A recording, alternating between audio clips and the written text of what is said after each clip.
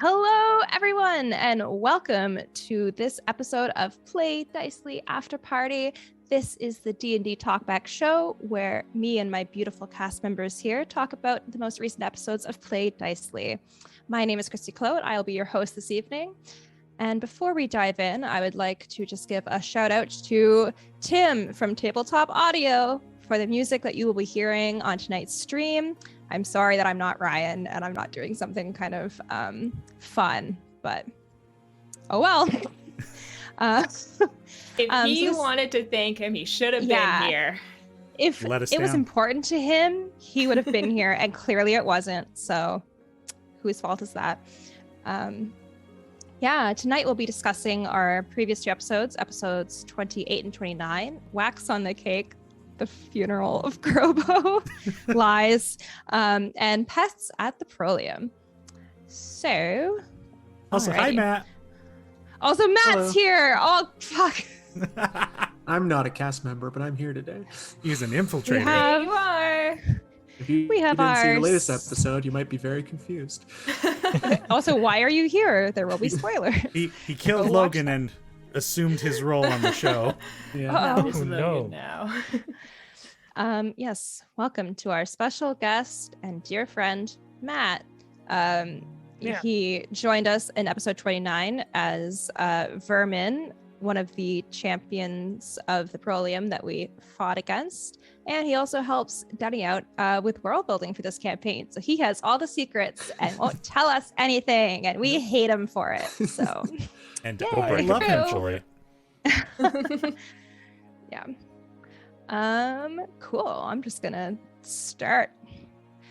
Cool. So unless I forgot something, this episode started with mine and Abe's arm wrestling match at the inn, in which he did beat me, which was unfortunately foreshadowing for our later fight at the Proelium, so that's good. I thought that was superb how that worked out. Did you? I didn't realize that until now, but yeah, it is a beautiful storytelling. Mm-hmm. Good thing we got the script. The dice did tell their story, and that was that. I'm not allowed to win, so no, just kidding. We finally check in as a group about everything that we've been up to. So about the different sending spells that Drac did, and Nell's tattoo, and then it was the next morning, and I made everyone celebrate my birthday. Wow. So fun. Yeah. Some cinnamon rolls. That was great. Yeah, you guys snuck out to get me cinnamon rolls, which was so nice. I now actually really want one in real life. And then also Gideon and Grobo. Grobo was really important in that, but they went out and bought groceries for a meal that he was going to make later. And what if Grobo was put into the meal? That'd be one way to get rid of him. Literally still alive. I feel like we have made this joke of killing him through eating him so many times. And someday we can only dream it will come true. Yeah, it's manifesting. Grobo needs new friends. Yeah.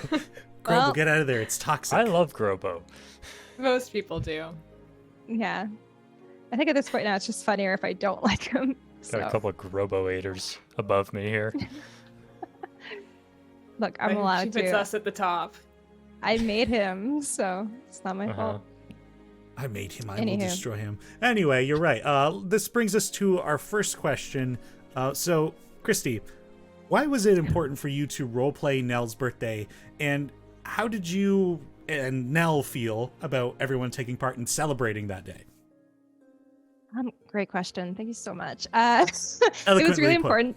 It was really important to me to make everyone celebrate my birthday because I just wanted like some spotlight and some attention on me, and I really enjoyed it and did not feel guilty about it afterwards at all. Go for it, girl. All yours. You take that spotlight. What if this episode was about me? No, I did not expect it was going to be this huge thing. I just really wanted to like show the importance of something that had been weighing on Nell's mind, of the fact that she's been aging while her twin has been frozen. because that's what I know at this current point in the questions. And yeah, I just want to kind of like show like how she's grappling with that. And so I felt really awkward about it, but also being like, oh, that was so nice. Everyone like did things. And Nell just kind of felt like it would have been like a really awful day, but she feels so supported by this wonderful group of people. And also still a little bit awkward because I think that's just how things feel on your birthday. It's so funny. Yeah, it ended up being, because I guess a lot of people had this idea to be like, oh, we should do something for Nell. But I didn't feel like up until that point, I was like, I don't feel like it really has come up that much. It's just everyone had the same idea to do something. Yeah. So I appreciate it. And now I hope everyone else picks a birthday too. Because it's like, I would never make that choice in like a normal home game.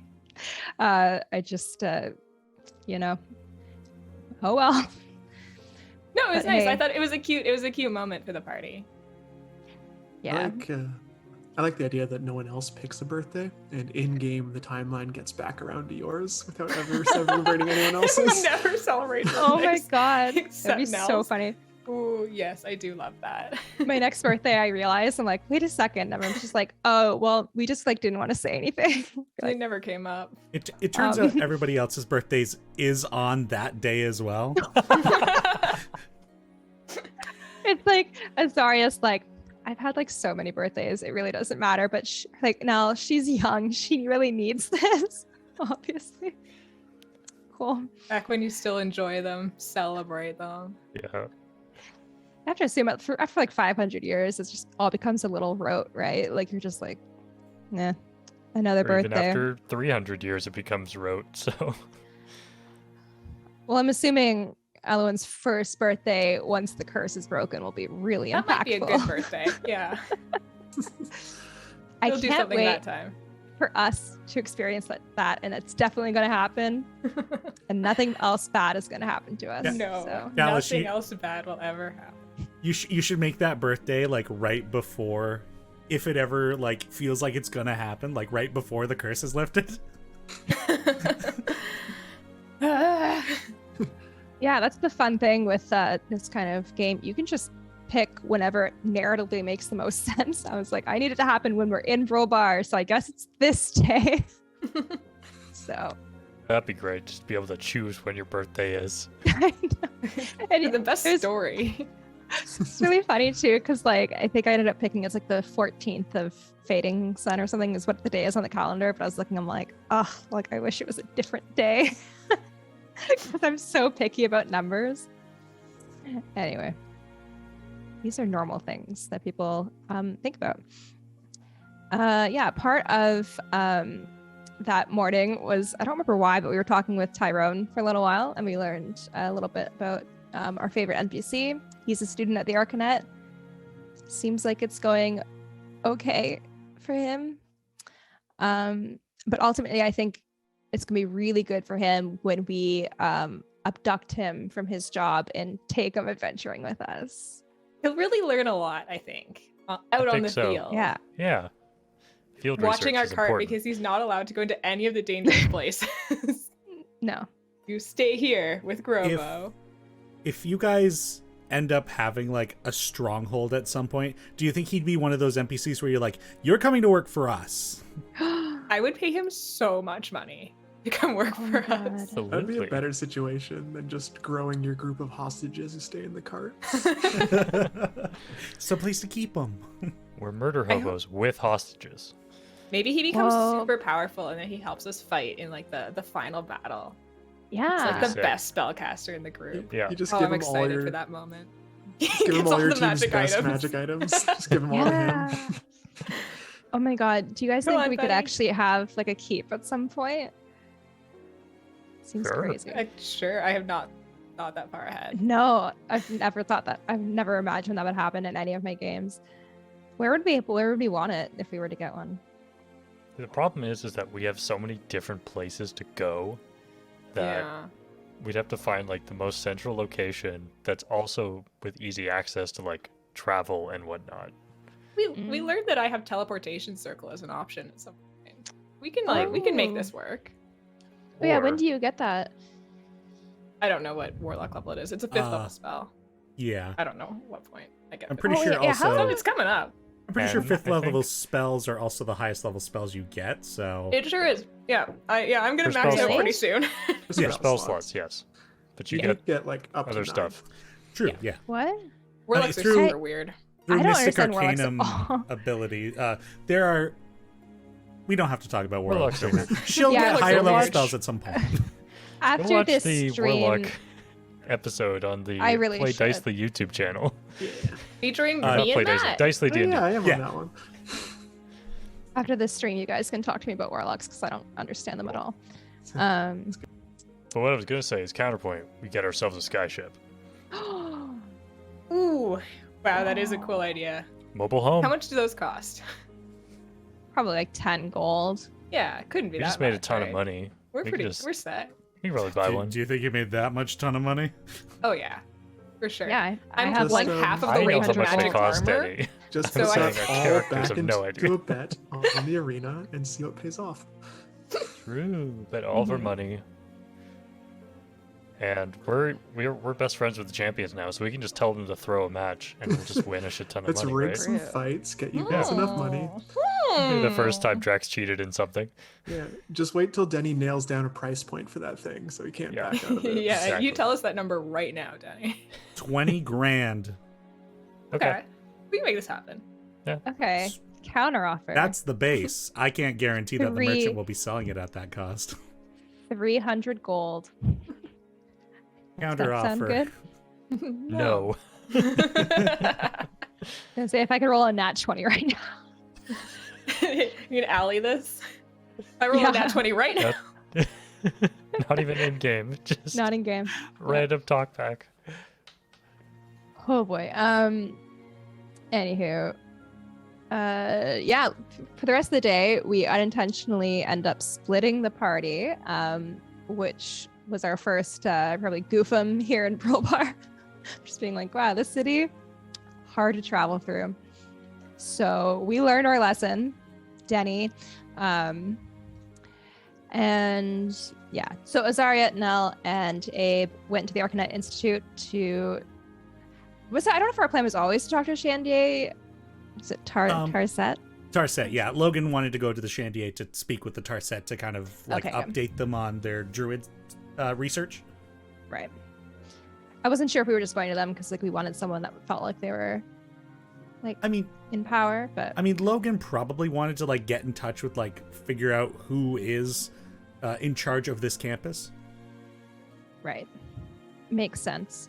Well, in the end, it didn't matter because she was super unhelpful and not want to help us.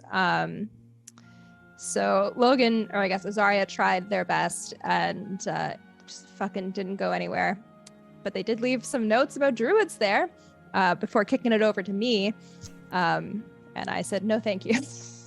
Well, so you, of course, as we kind of recognize at this point, you're kind of the face of the group at the moment. So despite your high persuasion, you decided not to ask the Shandier when Azaria passed it over to you for the information you were looking for. So what was going on in your mind during that conversation?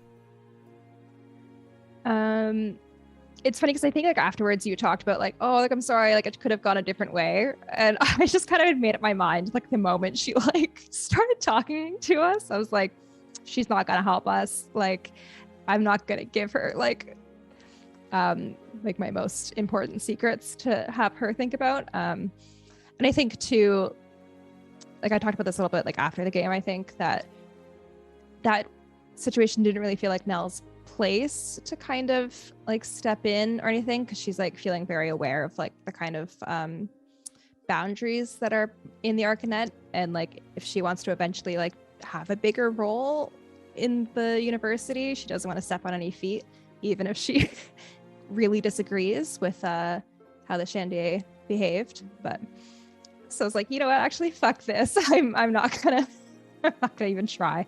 She doesn't seem worth it. And I think ultimately we really just want to talk charity, and that's definitely going to happen. So holding out hope. Interesting. For charity. So with that being said, you decided you didn't want to speak with the Tarset. but you want to speak with the High Arcanist? Absolutely. Yeah. Just like really casual. Yeah, that makes sense to me. I don't want to speak with the manager. I want to speak with the CEO. That's exactly right. That's the kind of energy I'm bringing to this interaction. Fine. You're just a Shandier. That's cool. You can't say that. Oof. Well, I didn't say go it. Back. That is why I chose not to say anything. Because I don't know if I would have been that friendly. Person who says she's gonna punch a god, so I really don't think anything you say will matter. What was the Nell title you is- gave yourself in the fight? The Phoenix or something? I did not give myself that title. Sunny gave me that title. That was bestowed upon them. I think I'm actually gonna refuse to answer to anything else. Yeah, Nell is aware of the boundaries of the Arcanet, but she's also ready to smash them too. You know what I mean? Or just become best friends with Charity, and then it won't matter. There you go. I thought that conversation went like pretty much exactly how I expected it to go. How much I expected the Merry Miss conversation to go. I always thought it was weird that guy talked to us so much. So this Shandier, I was like, this is how Shandier should act in my mind. I think Merry Miss was a really kind of specific situation in that we had just done some work for the city guard. We did steal a diamond from his office. Our friend was dead. Yeah, on his laboratory table. And also, like he would have known Azaria as like a higher up, right? Like did he know Azaria? He did know Azaria, and then also to remind, he also knew Abe. Like That's specifically. right. He also knew Abe. Yeah. As a corpse. Right. So that was kind of a special situation. And I am holding out hope that he is a nice guy, because I just like we haven't met too many like super friendly people, and I want to believe that everyone like seems really against him. But I'm gonna believe that he's okay, and then that Tarzat is actually Kardrak. And that one too. That would be bad. Yeah, that would be a problem. Yeah. So, yeah, Teni, did you expect us to do something else in that conversation? Like, what would we have had to have done to like really convince her to actually talk to us? The thing that kind of made her less interested in speaking with you was when Logan went, "Here's this paper I wrote. Now I'm going to tell you about it." And the Tarzat was like, "I'm just going to read it." I guess we won't know this, but like, is she actually going to read it now, or is she just going to like throw it? Well, I'm not going to tell you that, but I know. But you gotta ask. Yeah, it doesn't hurt to ask. You would assume, hopefully, that they are a professional, as they are, you know, in one of the highest seats of this institute, that they will in fact read a research paper that was proposed to the institution. You know, that is Hopefully fair. they would do their job. Yeah.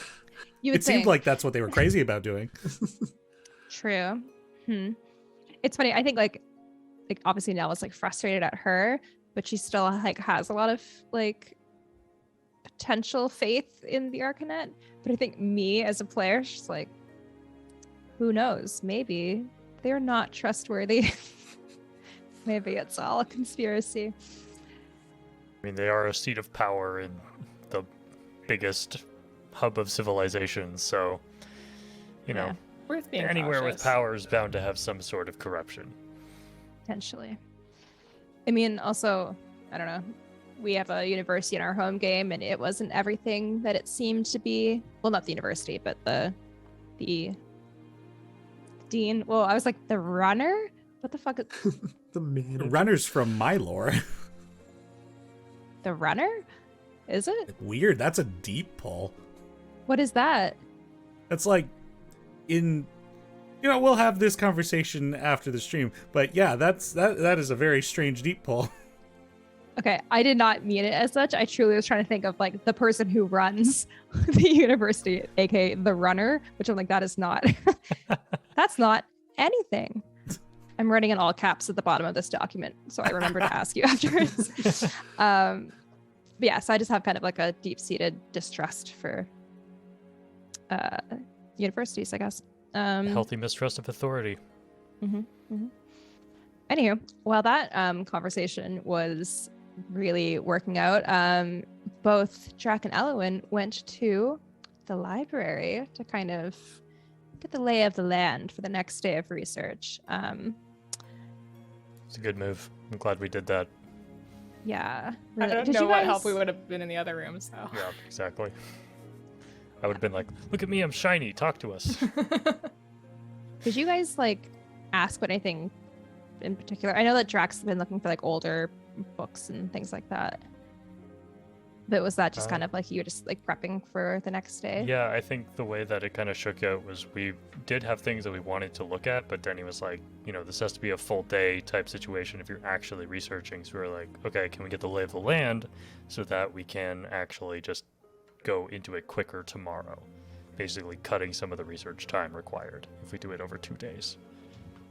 Very interesting. Cool.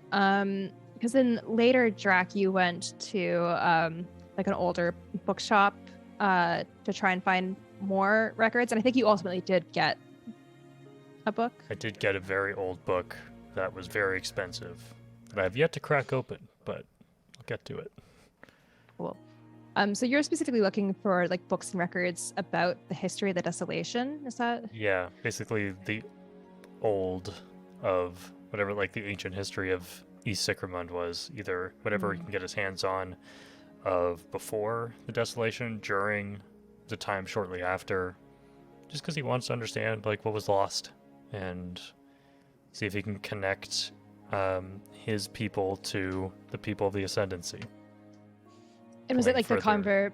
the conversation about with Elwyn about her parents that kind of motivated this search? Yeah. That was definitely like a jumping off point, and then he's like taking that and then looking at the other people in his life, like Gideon, for example, his family, and that collection of swords that they have in their basement from all the people who fought and died in the battle. And then clearly Abe has something going on with that. Not that I don't think he's actually shared that with any of us yet. Has he? The Brave? The Brave thing? He shared it with me. Cool. Good for you. I think he told me after I got my tattoo. Yeah. Yes, that's right. Yeah. Azari as well as the tie to that fight. Yes, of course. Desolation. Yeah. Right, because they were actually there. So seeing all these people in Drac's life that have a very clear tie to, you know, a supposed hatred of dragons, and also kind of rightfully so, because they did affect such a big portion of this land's history and caused a lot of pain way back when, and are, you know, still causing pain for some. So yeah, he wants to connect, because that's what lightning does. Oh, snap. Do you think there's any back around? like, I guess you won't know till you open your book, but like, do you think there'd be anything to like learning about like the history, like as it relates to dragons specifically, that might shed some light on like what Boz is up to, or like perhaps like a way to connect to him about some of this stuff? I mean, maybe. It's definitely a possibility. I won't know till I start reading, but I think, Teni, you also mentioned, like, you know, answers are not always found in books, despite what we've gone through so far in this campaign. But a lot of answers have been in books. I don't know. Yeah, that's true. Teni, we're a bunch of nerds, so what do you want from us? I'm just saying, you might have to go find the books that are hidden in deep bogs out in the wilderness. No one wants to go with me to the bogs. I'm trying to get everyone to go with me to the Glen wetlands, but they're all like, let's go to the mountains. There eventually. Why not next? It's my question. Darrokarth is technically closer? No. Okay, understood. But yeah, you know, if I find stuff about that may help connect back with Boz, then great. If not, that's not really the first thing on Drac's mind when he bought that book. Fair.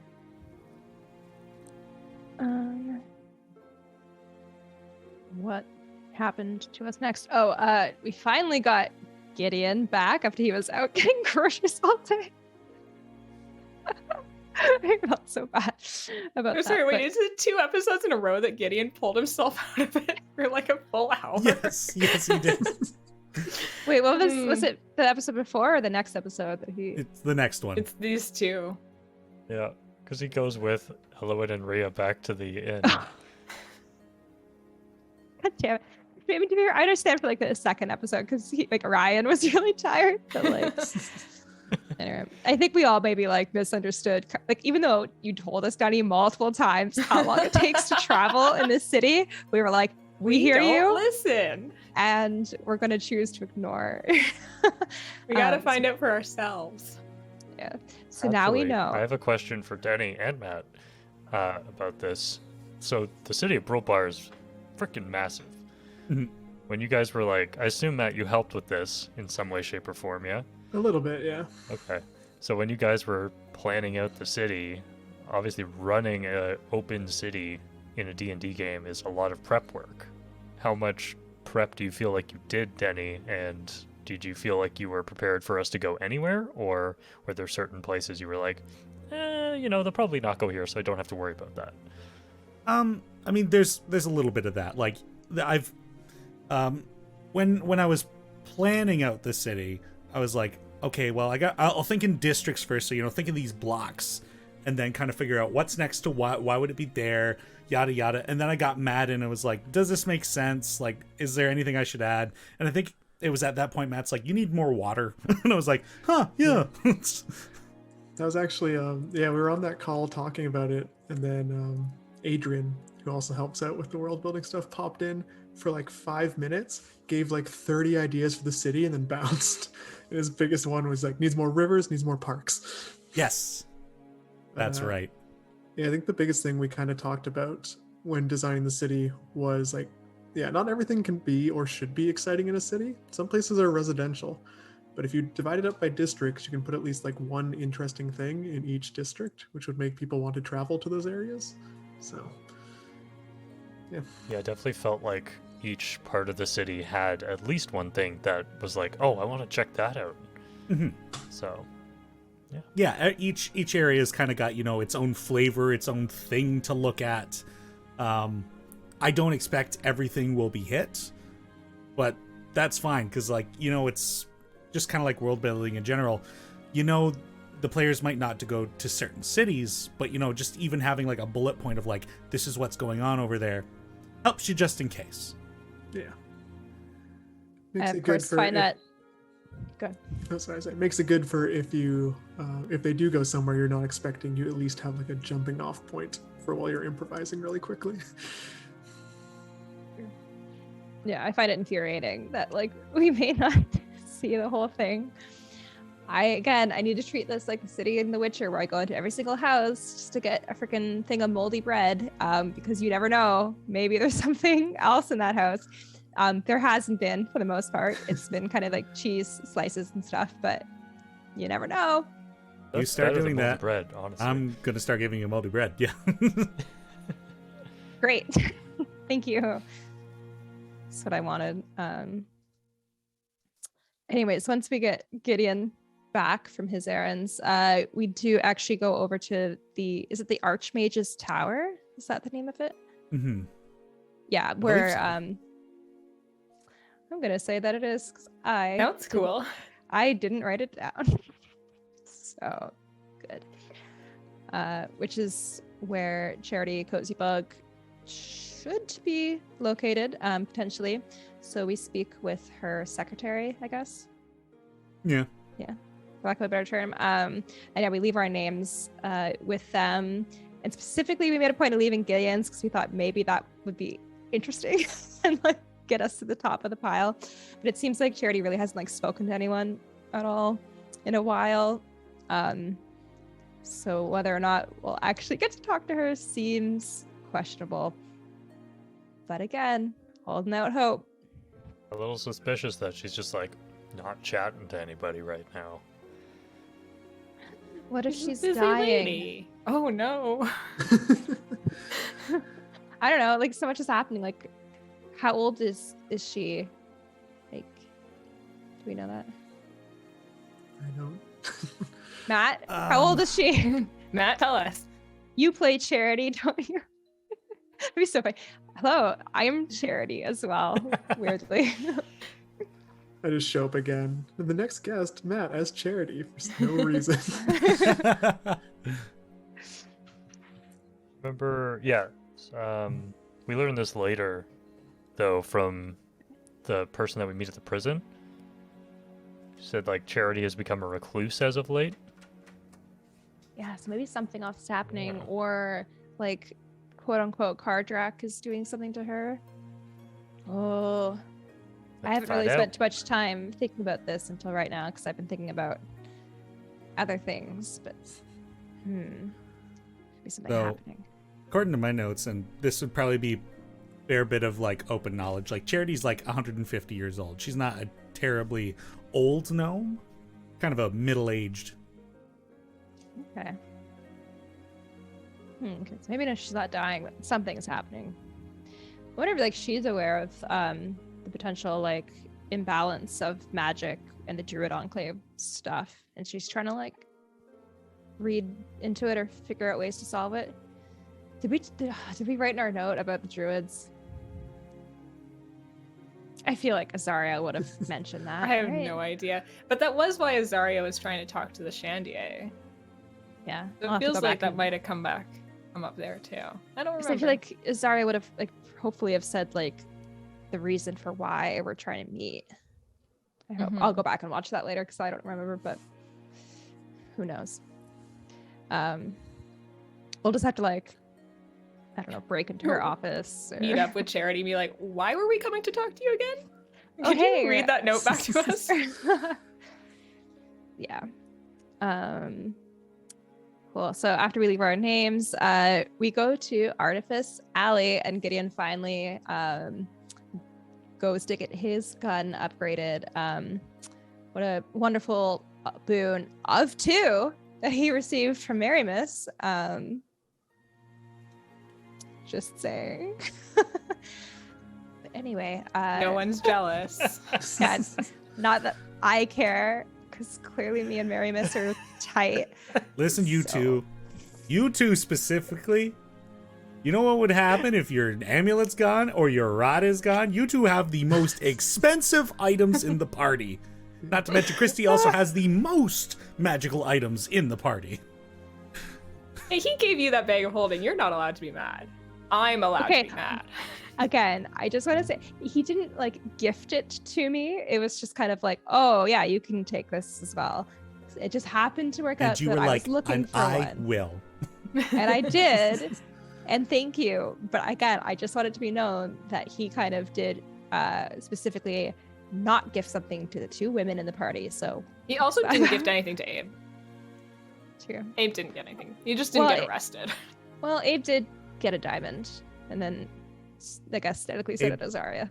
Abe took a diamond, and then after the fact was okay. Pardoned. Yeah. Yeah. That was his gift. Yeah. But it's alright. We're not going to go through this whole argument again, right? Okay. No, you're not? Not for like the 7th time? No, of course not. Oh, look at me. I'm so good. Everything's so grand. I'm a student of the Arcanet, paid for by a friend. I got a bag of holding, and wada. Wow, sounds just like me. From moving forward, Christy is going to be GMing the rest of this campaign. I will be playing Nell Amara. Ooh, fun. Christy, you wanted all the answers? Here you go. No, it's too much pressure. Be like, I don't know, guys. Don't fuck it up. Be like, your curse is gone, actually. Yay! You're way nicer. Is there a reason for why? Does it feel narratively compelling? No, I just panicked. Woke up one day. And it was gone. Oh well, things happen. I don't know. I decided I didn't want that plot point anymore, so you woke up and you're fine. Perfect. Yeah, so we meet Eckhart, whose first or last name I can't remember. I don't think he gave it, actually.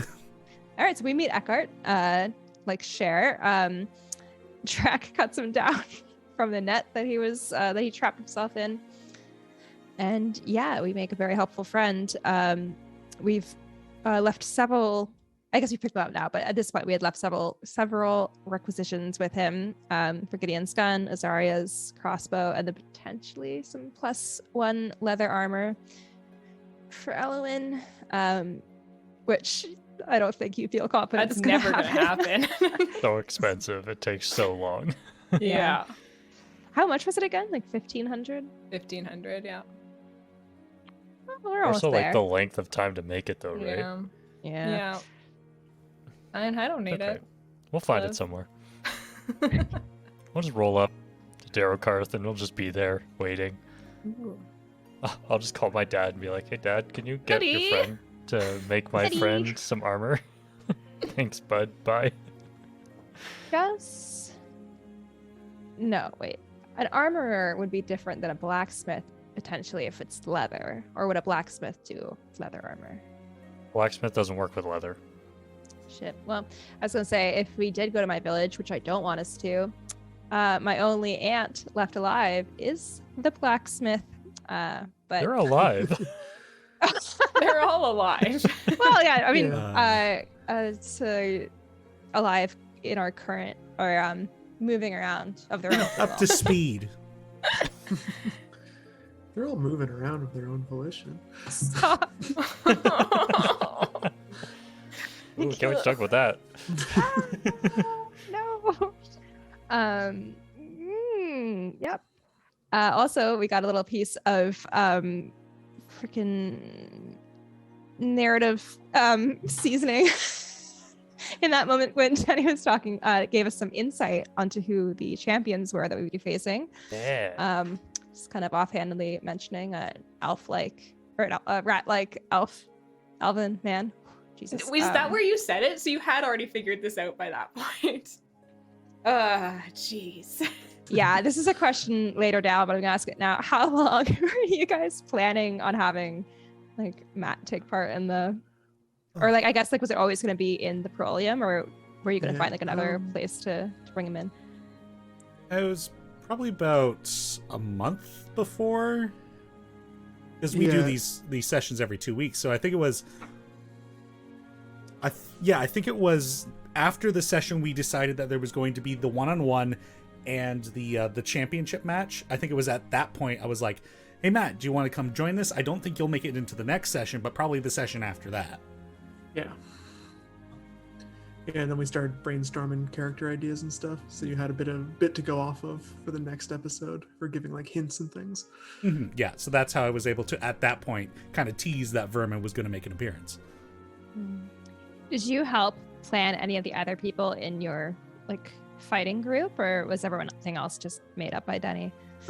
Made up. Well, Denny had all the characters. He had about 6, and we kind of just worked together to figure out what the team would be. So, and then built personalities and characters for them. So, When we first went to the arena, though, we were given the option of like who we would fight. Like there was an option for like constructs or something, wasn't there? Yeah. A lot of the fights that happen in the Proelium are just like, instead of fighting like beasts and things like that, because a lot of people like consider that like inhumane or a bit more difficult to kind of capture certain deadly creatures. It's easier to just kind of make them with magic and then just kind of program them to be a grand fight. That makes sense. So what if we had picked to do the construct fight? You just wouldn't have brought Matt in? Probably. yeah. Well, you're welcome, Matt. Thanks. Appreciate it. As a DM, I react to what I am given, and it was a perfect opportunity to be like, "Hey Matt, wanna come on the show?" I was more than happy to. You're like, yes, I want to kill them. I've been waiting for this opportunity.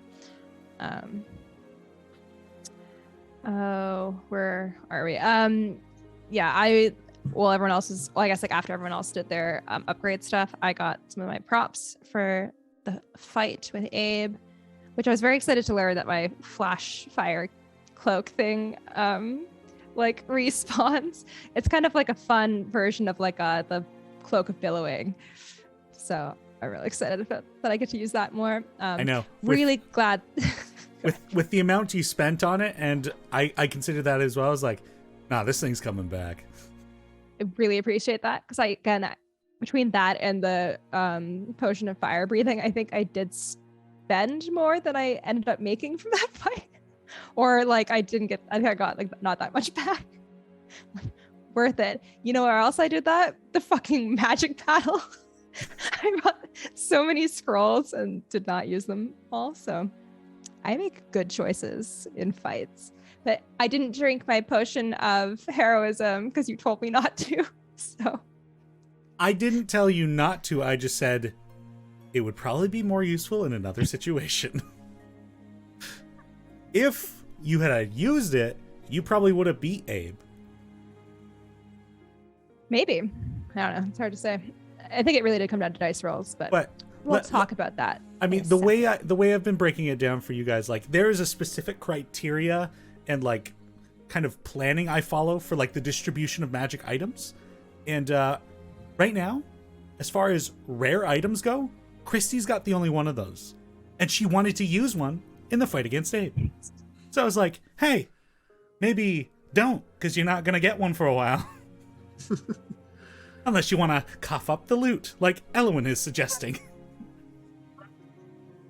And it's easier said than done, in my experience. Look, I mean, what's considered an important moment in the story is different for each character and each person. Yeah, I it's think important you for should have done Christy. And I Beating think the shit Nell's out of my- death will be a very important moment when it happens. But now we don't have to worry as much about that. I was just trying to make Ryan's dream of playing my grandfather happen sooner. That's all. So, yeah, again, in my defense, I did read it several times. I didn't notice that it was a rare item because I don't know. Is my amulet not rare? Like I just said, you have the 2 rare items that I'm going to be giving out between level 5 and 10. Unless you buy them. Well, I do feel bad now. So that's good. Interesting. Anyway, that evening we eat a really nice meal made by Gideon, and Ryan really described it beautifully, but he's not here, so I'll never tell him that to his face. He'll never know. Yeah, it did sound really good, and I wish that I was able to eat it in real life. And yeah, it was just a really nice like moment of everyone in the party together, and I really appreciated it. And it was followed up by like an equally like really just like heartwarming nice moment when I asked Elwyn to use her book to talk to Finn and just like check up like on how my family's doing, and then he said the most haunting thing I've ever heard in my life, which is that they're moving and they're almost at the door. I love that line. So scary. You know, in the moment, I didn't realize how scary that was. But after you like repeated it back to me, I was like, oh yeah, I guess out of context, that is a little, you know, they're almost to the door. At the door. So how psychologically scarring was that to hear on Nell's behalf? Mm-hmm. What Teni didn't just read is that in brackets, and that probably put thanks a lot, Teni. Yeah. Bad. I didn't like it. I think like I don't know. One, I just wasn't expecting for there to be like any real update other than like they're there still. So that took me off guard, and it had like an element of feeling like the like weeping angels from Doctor Who, and I think that's why like it just felt so like visceral to me. Just like yikes. And again, it's just like I think it's leading more to the fact that like Nell truly has no fucking clue like what's going on. So like I guess in a sense it's like, well, like you know they are clearly living on some sort of timeline that they're like working through, so that's good. But at the same time, it's like such an unknown, and also like where are they going? Like how aware are they of what just happened? Like also bad. Oh my god, I just realized it's even worse than I thought, because they like Runa and everyone like saw me leave. Like saw me like pretty much within like 10 minutes be like, well, and then I left. Well, but wouldn't it have been super fast for them? Would they have even known? Yeah. I guess yeah, to them. Oh yeah, what's their perception of what's Here's the big question. Did you lock that door? No. Well, okay, so for clarity as well, because I don't think everyone else knew this because I didn't really explain it. The way Nell's village is set up is kind of based off of like kind of like a Viking village, and so where the ceremony took place was in essentially like would have been like the main, I guess, what are they called? Longhouses? Longhouse. Thank you. Like a lodge. Yeah. And so like not everyone in the village comes to them because it's kind of like more relevant to the people who are actually like doing the paladin path and everything. Because some people just like live in the village and are doing their own thing and like doing other jobs and stuff. So it would have been like the elders, which consist of my parents and one of my aunts, and like the other people who were supposed to graduate with me and their families. So they're all frozen. But I do have that one aunt who is the wife of the other aunt who's frozen. She's not frozen. So she was who I talked to, and then I did leave and I didn't talk to anyone else. So she's probably keeping an eye on it. Her and Finn now. So I don't know what they're gonna do when they get to the door. That is Finn's problem. It kind of puts a timer on it, though, because if you don't know where they're going, what if they try to leave the village? Well, I don't know. We should probably cut to them sooner rather than later. Or maybe you'll get real lucky and they'll just slowly fix themselves. I loved this moment too, because like this is another one of those things that I have known since the beginning. This is the state of this being. Like this is one of those things where I was like, what if this, like in like episode 15, this is like session 0. I told you they're frozen. I knew they were moving in slow motion. You son of a bitch. But also, could you imagine how they might feel stepping outside and suddenly seeing the sun and the moon just cycle through super quickly? Anthony might have a point. That might be mentally damaging for the psyche of some people. It might be best to lock the door. We can message Finn. You know what? That was a really extra fun thought that you just put into my mind. For their own good. I think locking the door would be worse, though, because then you have a bunch of people in slow motion trying to open a door that they can't. Yeah. Sure, but... Buys you more time. Yeah. It's better than them running around in the wilderness. Yeah. Jonimus asks, have you tried turning the village off and on again? Oh. I don't know how. Otherwise, I would. There's got to be a switch somewhere, right? Probably. Well, I'm thinking about it now. I'm like, how could we communicate with them? But like, because they're watching, I guess everything is in fast motion for them.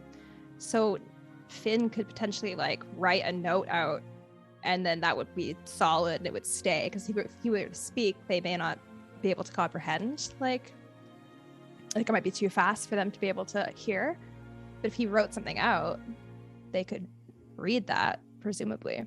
Yeah, just lock the door, put a note on the door saying, please do not open for 5 minutes.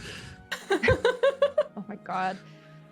Oh, so many bad things. Because then if they're outside too, if like, I'm just imagining them getting like sunburnt or like hypothermia or something, you know, because they're just like because they're moving slowly through the elements. Great. Yeah. Well, Rain would be really confusing. this all sounds terrible. Again, this is like feeling like really more similar to what Ryan was asking for, kind of like that psychological horror. Because I wasn't I wasn't thinking about what they are currently experiencing, which probably is not good. Wow, empathy sure is a crazy thing. Wow. Look, I have it in real life. I just made 25 NPCs and we're like, fuck them. Yeah. Who cares? Look, if every straight white male author can just write a woman character so that she dies so that the main male character can have feelings about it, then I can do that with 25 of my NPCs. So I see. it's fine. You just don't like it because I'm a woman that's doing it. Right. And that's why you're getting no more magical items. Because you're a woman. Grief. Good lord. Cool. Yes, then the rest of the evening was continually just god awful. I had Jack help me with the coming of age ceremony, which didn't really come up. I just thought it would be interesting, but I didn't use it at all in the fight, although realized I actually could have. Yeah. Oh, well. So what was the purpose of performing that ritual? If Yep. what so doing the ritual, like this was yeah. actually a spell. What was the ability granted by doing this? Oh, let me look it up quickly.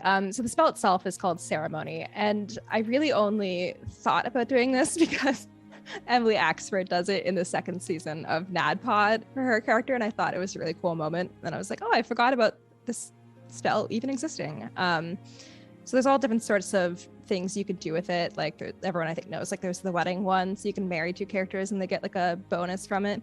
But the one I was doing was just so one humanoid who is a young adult.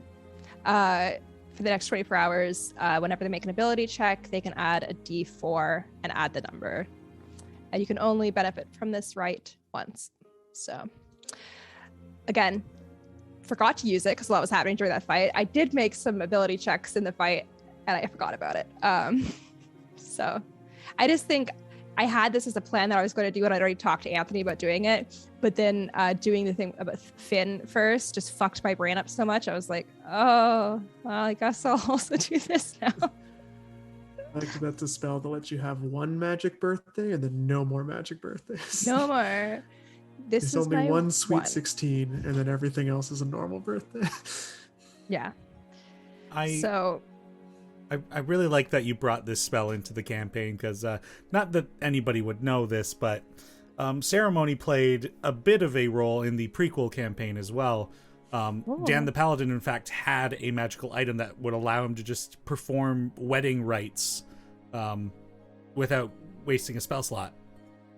Oh, who did he marry? Anyone that whose names we've heard of? I don't recall. I think he might have just... Yeah, I don't remember. I don't remember how specifically he used it, but I think that was kind of part of his like epilogue after the fact. Aww. Well, we can go to him for when, I don't know, one of us is getting married, because he's definitely still alive and not dead in his farmhouse, like we all suspect. So, right, Teni? Good.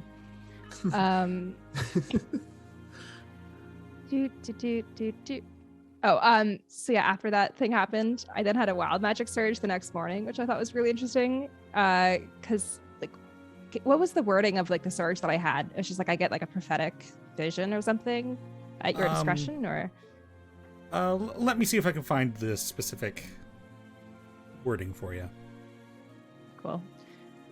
While you look that up, I'll also mention the last thing, which is that Abe drew me a little picture, and I thought it was really sweet. He's becoming quite the little artist, isn't he?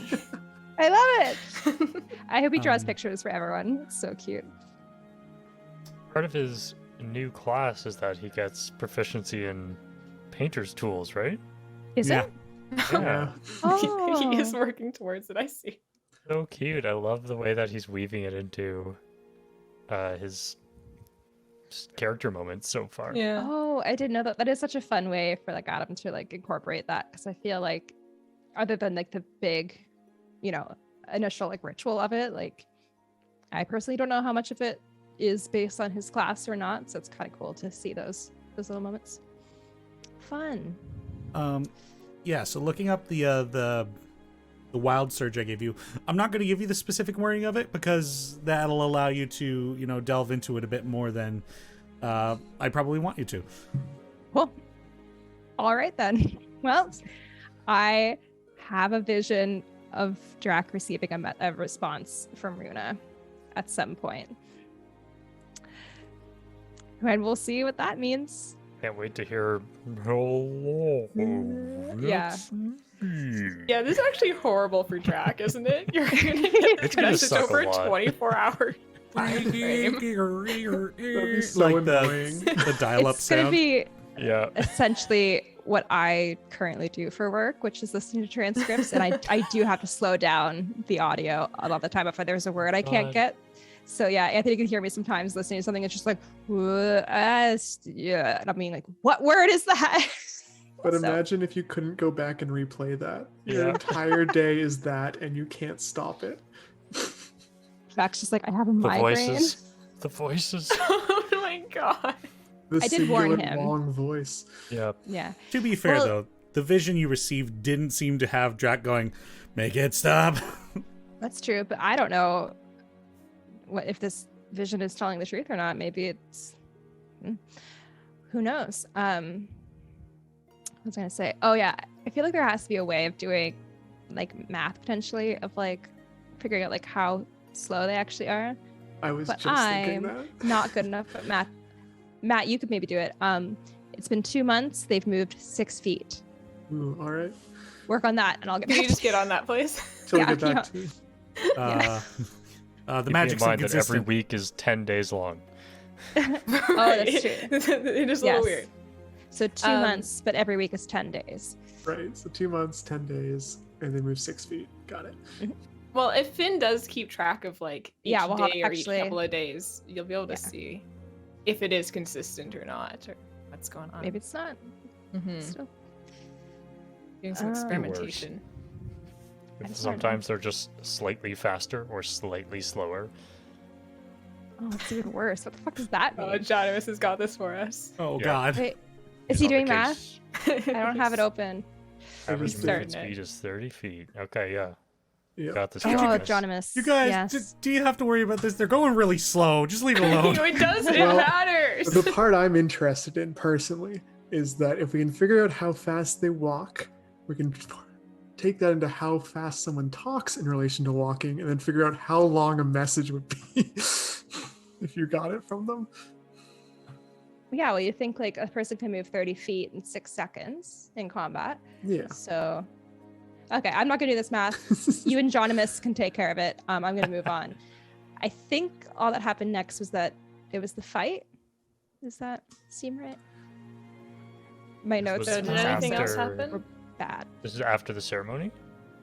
After like the next morning, After I the got vision. Yeah, the surge. I believe that was pretty much going into the fight then. Okay. My notes were terrible. Yeah, pretty much. You're prepping for a fight. I was writing out my strategy for the opening of what I was planning on doing when it came to not drinking the potion of heroism. But yeah, so me and Abe go to the Proelium to fight.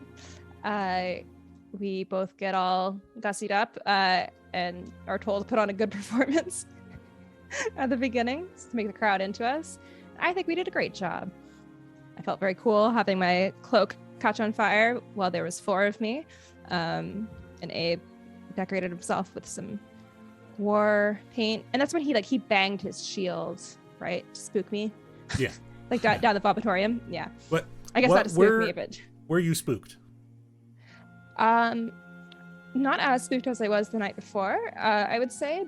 But I did think it made a very cool, foreboding kind of energy. Okay, then I'll pass it to the rest of the cast. Were you guys spooked when Abe banged his shield? Abe is scary, yes. Abe is very scared. Yeah. No, he's not. Oh.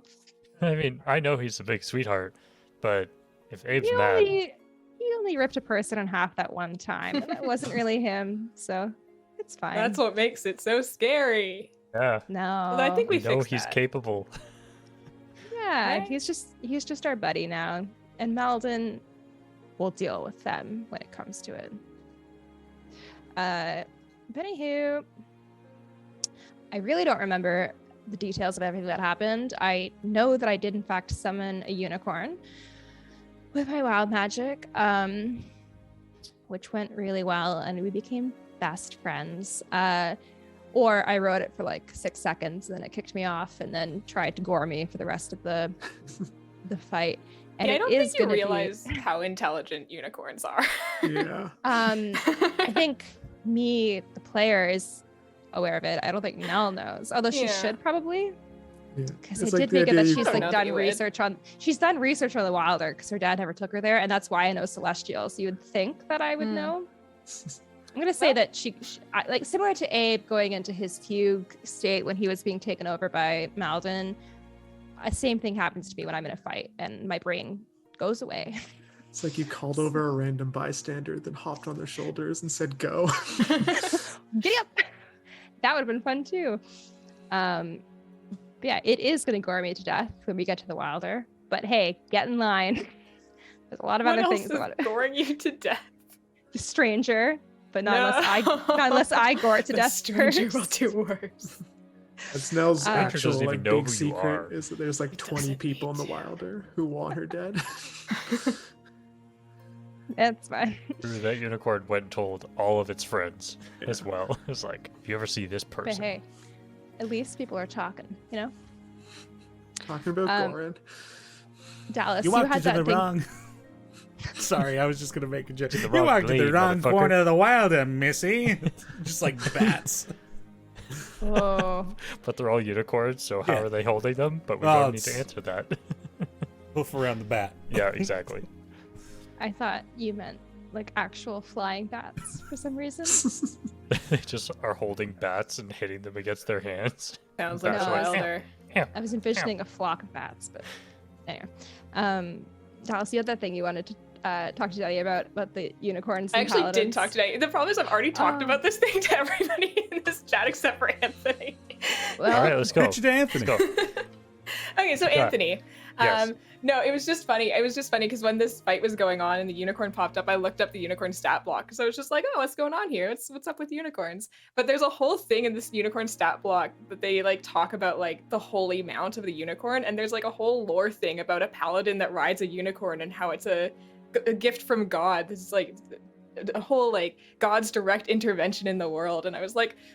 I started laughing during the stream. I was like, what's happening here? I know this is all just dice and luck that's happened, but this is so funny.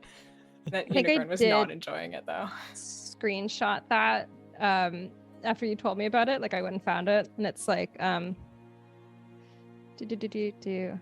when darkness and evil threaten to overwhelm the mortal world, the gods sometimes see fit to pair a unicorn mount with a champion. A paladin astride a unicorn is a sign of the gods' direct intervention in the affairs of the mortal realm, etc., etc. Someone's watching out for us. Yeah, Some god out really. there. So that's probably what that was about, right, Denny? This is totally intentional and has Yeah. big implications on the lore of the world. Well, I like because Me- you're not friends with that unicorn. The god sent a unicorn to tell you to go away. Yeah, I- me hopping onto that unconsenting unicorn for 6 seconds is the same as like me riding it against the forces of evil, right? I like to think that at some point, like this was not in fact what that lore described, but maybe like later down the line, the gods are like, we have a beast fitting for you to ride, and it is the exact same unicorn. It's like, son of a bitch. Oh, no. God damn it. Oh no, not Not this one her again. We just have a really tense like workplace friendship. It's just like we're both here and we're stuck with each other. That's You're kind of a fun coworkers. sitcom. Yeah, that's a sitcom idea that I The would be. paladin and the Paladin unicorn. Yeah. Good cop, bad corn. Ooh. Wow. Oh boy. Okay. Oh yeah. So throughout the fight, we got to experience some really cool like layer actions that were part of the arena. Definitely didn't remember them all. Did make a note to myself to fill them in, and I forgot to. So there was a fog cloud. There was like a cone of fire that shot out from the throne. And then I had like Or like meteors or something. I had meteors and then gouts of lava that shot out of the pools. Ooh. And nothing other than the fog cloud really had any effect. Yeah, sure did I get learned lost a in that DM fog, lesson. which That's was usually how those go. Don't when you have cool stage things, perhaps don't let it rely on dice. Maybe make it be cool.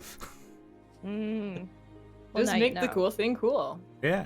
It's definitely annoying when you do like, oh, here's these 6 random effects, and your dice rolls the same effect 6 times in a row. Well, I definitely ignore that. Like, if it's like, oh, that was the same thing, I'm going to remove that number from the die. Yeah. Yeah, that makes sense. Did you want to talk a little bit about how you designed the arena for this fight? Because we didn't have layer actions in the second fight, did we? No. So, Okay. the reason I included those in this fight was because it was a one-on-one. You know, it's like, it's a bit more difficult to make a spectacle out of a one-on-one confrontation. So that's why Sunny was like, all right, you got to last for this many rounds, have this many like direct conflicts, and we'll make the stadium explode a little bit. How's about that? To kind of add some spice to that one-on-one fight. Whereas the second fight, you guys supplied that in aces. I knew I didn't have to do that in that one.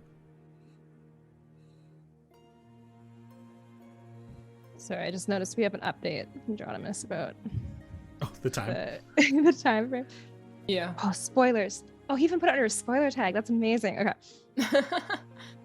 It's so funny. I'm just going to read this out because it's making me laugh. The average movement speed of a creature in D&D is 30 feet. They have moved about 6 feet across 80 days. This works out to about 1/5.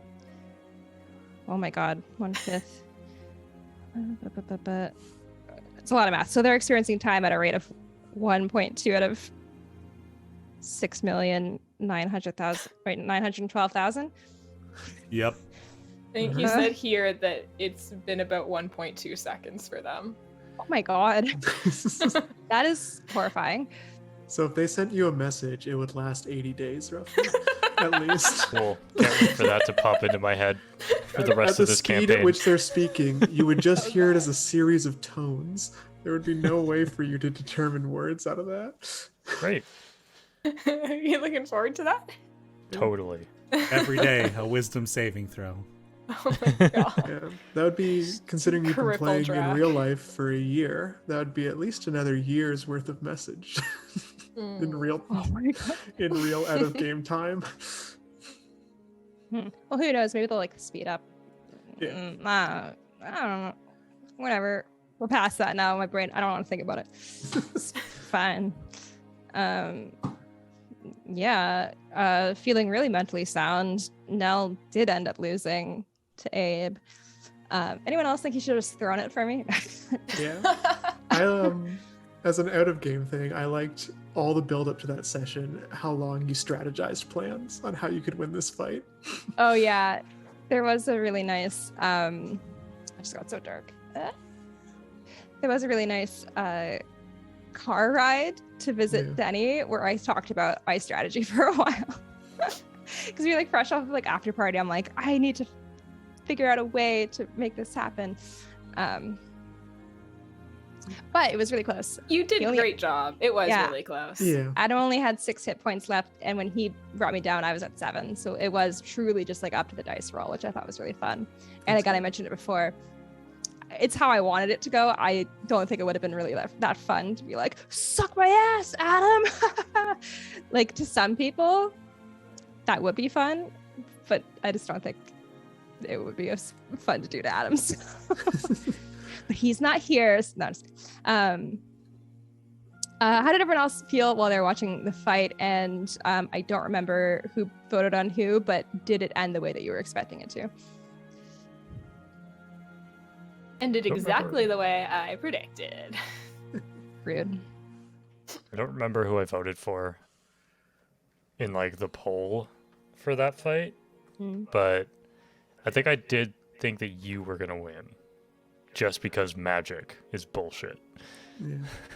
It that fight being a public fight in the arena influenced how Vermin and his team built their strategy when they were fighting you later, because he watched it, so he would have seen it. So. Oh, that's so interesting. I have a question for you about strategy afterwards, so maybe I'll save it so we can get deep into it. That's so interesting. Yeah, the fight was fun to watch. I enjoyed the spectacle of it. Yeah, it's still fascinating. Like I don't know why it ended up that way, because I don't think that's like what either of us really like planning on doing. But it was fun. I was a little concerned going into it, being like, how do I make this fun for the whole party? And I was like, we'll have a round turn to like check in with the audience. It's fine. I mean, I'm happy to like let other people do a thing for a minute and watch a fun fight. That's okay. And like I said up top, this same. was my episode, so Right, exactly. This was the Christy episode, so we all knew we had to sit back. yeah. Happy birthday, Nell. Kick. I also wanted to clarify too, because I know Logan, when we talked at the very end of the episode, like afterwards, misread like what my final move was meant to be. Like when Adam or when Abe does his final swing and I use the momentum to go into the lava, I was trying to make Abe look cool. I was not trying to make it seem like I took a final stand. Just want to clarify. Because I don't know, in my mind I could see the moment so visually, but when it's theater of the mind, it doesn't always translate. I mean, I clued into what you were doing. Yeah. Well, I appreciate that. Anywho, okay, yes, near the end of the fight, we have a mysterious figure being hauled away by the Malege. Mm-hmm. Did I say it right? Malege? Yep. And the rest of the party goes to figure out what's going on, and it turns out someone tried to cast a spell during the fight, which is not allowed. And that's when Abe and I join up, and we decide to go to the Malege headquarters and figure out what's going on. So when we get there, we talk to the person at the front desk, and what did we find out, Dallas? Anything Nothing important? of any importance, I don't think. No, I don't remember it being a very important conversation at all, actually. For sure. Interesting. I'm just going to look at my notes here.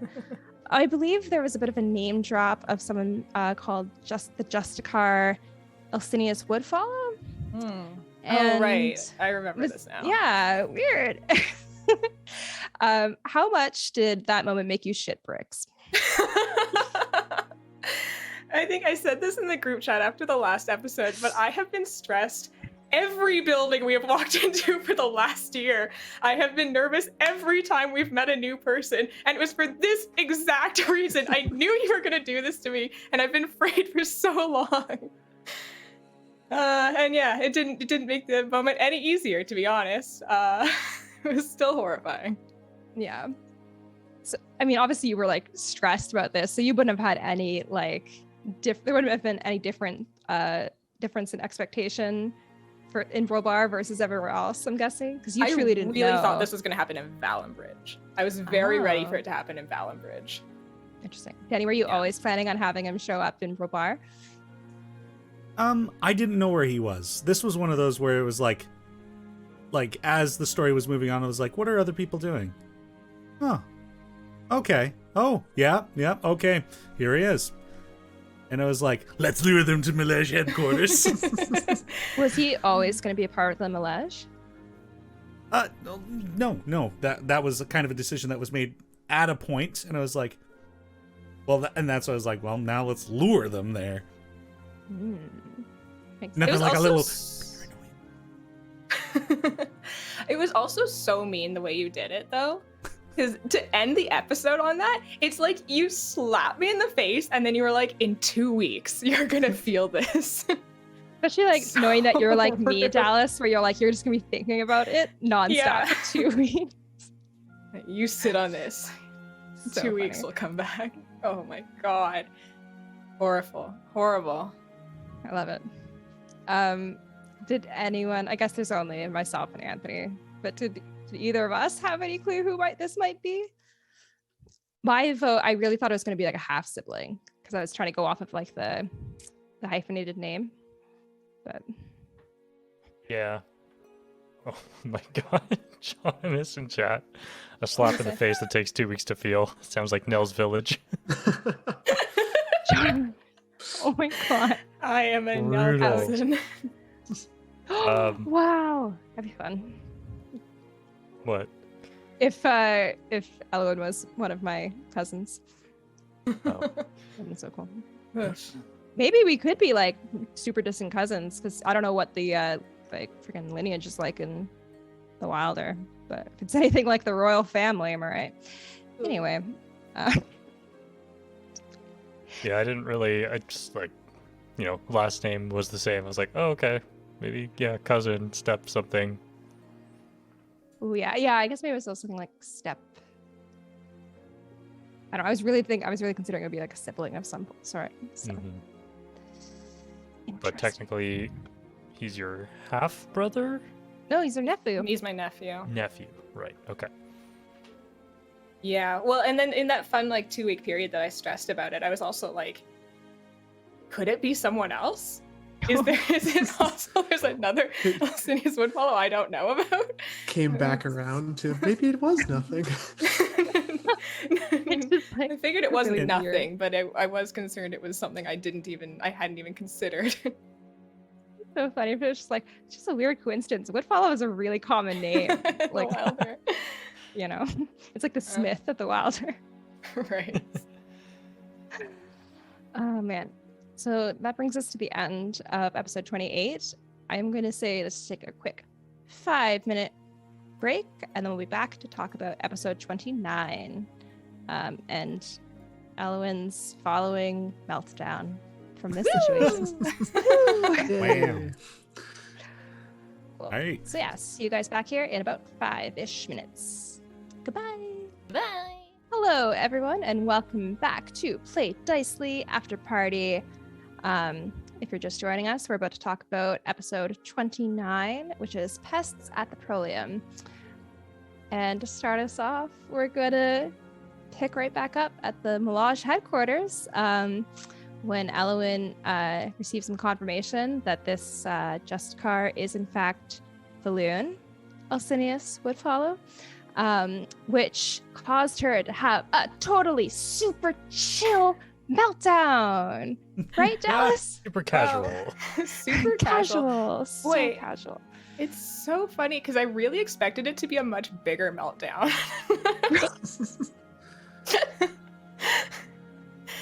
I was telling Teni this though, but you all like just way too nice to Elwyn because I said a crazy thing. I was like, yeah, we're leaving the city, and you guys are just like, we'll go pack our bags. Of course, Elwyn, let's go. I was expecting a fight. Right, but I don't think any of us were actually going to leave the city. No, I know, but you treated me too nicely. I was really ready to throw fists. I was very aware of the fact of one, where we were, two, that we did need to get this information regardless of who it is, because we needed to know if it was Starze related. Mm-hmm. So it's kind of I think in that moment, it was just trying to offer some compassion of I get this is really hard. What's a delicate way of setting it up so that we can still talk to them? And it's you were so convinced you had to leave, which really pissed me, the player, off. Because after making everyone celebrate me in the last episode, I was like, great, this one I'm going to take a back seat. Dallas is going to talk. And then you're like, actually, I'm going to go sit in the inn for an hour. And I'm like, I don't want to be part of any of this plot. Turns out I do not want to be here even a little bit. I will not stay here. What I didn't mean to do was pull two other people out of it with me. I was like, either I'm going to get everyone to leave or I'm going to leave. I did not mean to pull two people out of this. We had already set the ground rule, though, that we weren't going to go solo anywhere in the city, so... You mean... That's true. I think I could have gotten out. I think I could have gotten away. Yeah? Well, the same way that, everyone got really upset with Nell when she, went on her little sojourn in Valenbridge. I think the same thing would have happened if you just, ran out of the headquarters and didn't say anything. Which is what I was planning to do. We all would have followed. I am glad that you didn't do that because I wanted to get that information. It was good that some of you stayed and talked, yeah. Oh, yeah. I understand in character the choices that were made. Just I'm going to share the space today. Just kidding. But yeah. So me, Abe, and Drac went and hung out with our new best friend, Balloon. And yeah, I was really trying the entire time to figure out what his deal was because of the reaction. I'm like, he must be evil. I was actually considering, I'm like, do I cast Divine Sense on him? I don't know. And then it was he's so truly just a guy. It's I'm confused. Did he meet your expectations, or was it weird for you to hear that he was just truly so normal? Yeah, it's weird. Teni asked me this as well the other day when we were talking. I don't know. I feel like I had no expectations. I feel like I, like Elwyn, have tried to put them out of my mind. So I was just I don't know. I don't know what he is. So I was just sitting there learning as well. What's the worst case scenario in this? If you were to talk to him, I don't know if I want to tell you what I think the worst case. he drags you back to the Wilder. I don't think he could. I think I could get away. Yeah, I got so many tricks up my sleeve. I can get out of here. I have a club with crystal on it. Of Teni so that he doesn't do any of this. Mm-hmm. I have magic at my side. I guess he does too, though we haven't seen it. I guess, yeah, I'm assuming the magical police themselves are inherently magical. I've not really looked into them at all. He said that he studied magic. Did he? You were talking with him. I was paying attention. So was I. Taking notes. What's up with this guy? I did take better notes this episode than the previous one, but a lot of stuff was happening to me, and I don't take notes like while I'm talking to someone. So, Oh yeah, so we convinced him to let us sit in on this interrogation of whoever this person was that did some magic at the Proelium. He brings us down to kind of an interesting hallway situation with a lot of interrogation rooms, and I'm guessing silence cast on each one. What is his reaction? The comments are so funny right now. Just Teni and Anthony are on the same wavelength in the comments section. Wow, cute. Anyway, so yeah, I'm assuming it was like silence cast in each of the rooms so that like everything seems private. And we were brought into the room that was next to where the person was, and we were able to see them through this cool like gilded mirror situation, but we were seeing it all in black and white. Very cool, very noir. Was this kind of like a modified version of like a scry spell, or like is there a specific spell attached to it, or is it just like magic? That's the great thing with magic, you know? It's like, what do you need to get done? Okay, let's find a way to make that happen, you know, and take a surveillance camera, but let's make it magic. So no, I knew what I wanted the function to be. I don't have a particular spell. I was just like, it's a magic item. They made them. It made sense. It was cool. Yeah, fit the it's purpose. crazy magical city. I'm like, the magical police? Yeah, they've got a mirror that could see one room away. Yeah. Love that. Just imagine Small that it potatoes. just did like an X-ray vision through the wall. Yeah, I kind of did like follow a little bit of a scry logic. Like, I think I did have it like up in the corner, like a sensor of some sort, but yeah. And when you described it, was it like when you're looking through the mirror, you're looking at the person, or you're looking at the room? Well, you get a visual of the room, but with like the camera like looking at the person being interrogated. Right. Okay. Cool. Yeah, I think in the moment, because I was so unsure what was happening with Valoon, I was like, oh, does this mean like we can't see his face and like how he's reacting? Because I was still trying to get a read on him, which I guess that is the case, right? It was just facing towards, like it would have been his back. Yeah, okay. Did anyone else expect that we were going to get locked into that room? We weren't locked in there. No, like, did anyone else think that was going to happen? Like, I did find it very weird that he was so willing to just let us hang out, but you rolled high in your persuasion, so no, I wasn't really worried. Again, He just seems like a guy. I think I set you up for paranoia. you Yeah. really did. It's just like, obviously, like I, the player, knew you were having a big reaction to this, but in the moment when you like were like, we have to leave, I was like, oh my god, like he must be dangerous. Like she's so scared. Like we have to get out of here. And I just like was so confused. And we brought another this like hallway. I'm like, oh god. If I actually thought he was dangerous, I wouldn't have let 3 of you stay behind. I guess that's a good point. But also you wouldn't have been like in your right mind either. You know, might have been like, oh well, if they're gonna like push the issue, then that's their problem. Guess those 3 are dead to me. Yeah. You don't believe me? Then you're dead. Cut it off dead weight. Yeah. To be fair, I feel like you only like in game decided that like we were all friends like a week and a half ago. So Fair. I actually, as I said it, I was like, actually, honestly, maybe it was what I would do. So I don't know. Maybe you're right. Again, I was like, when did Elowen actually decide that she wouldn't just sacrifice us for her curse to be broken? Like that was really recent too. Like I think a week ago. I don't know if she's decided that I yet. was gonna say, have I made that decision?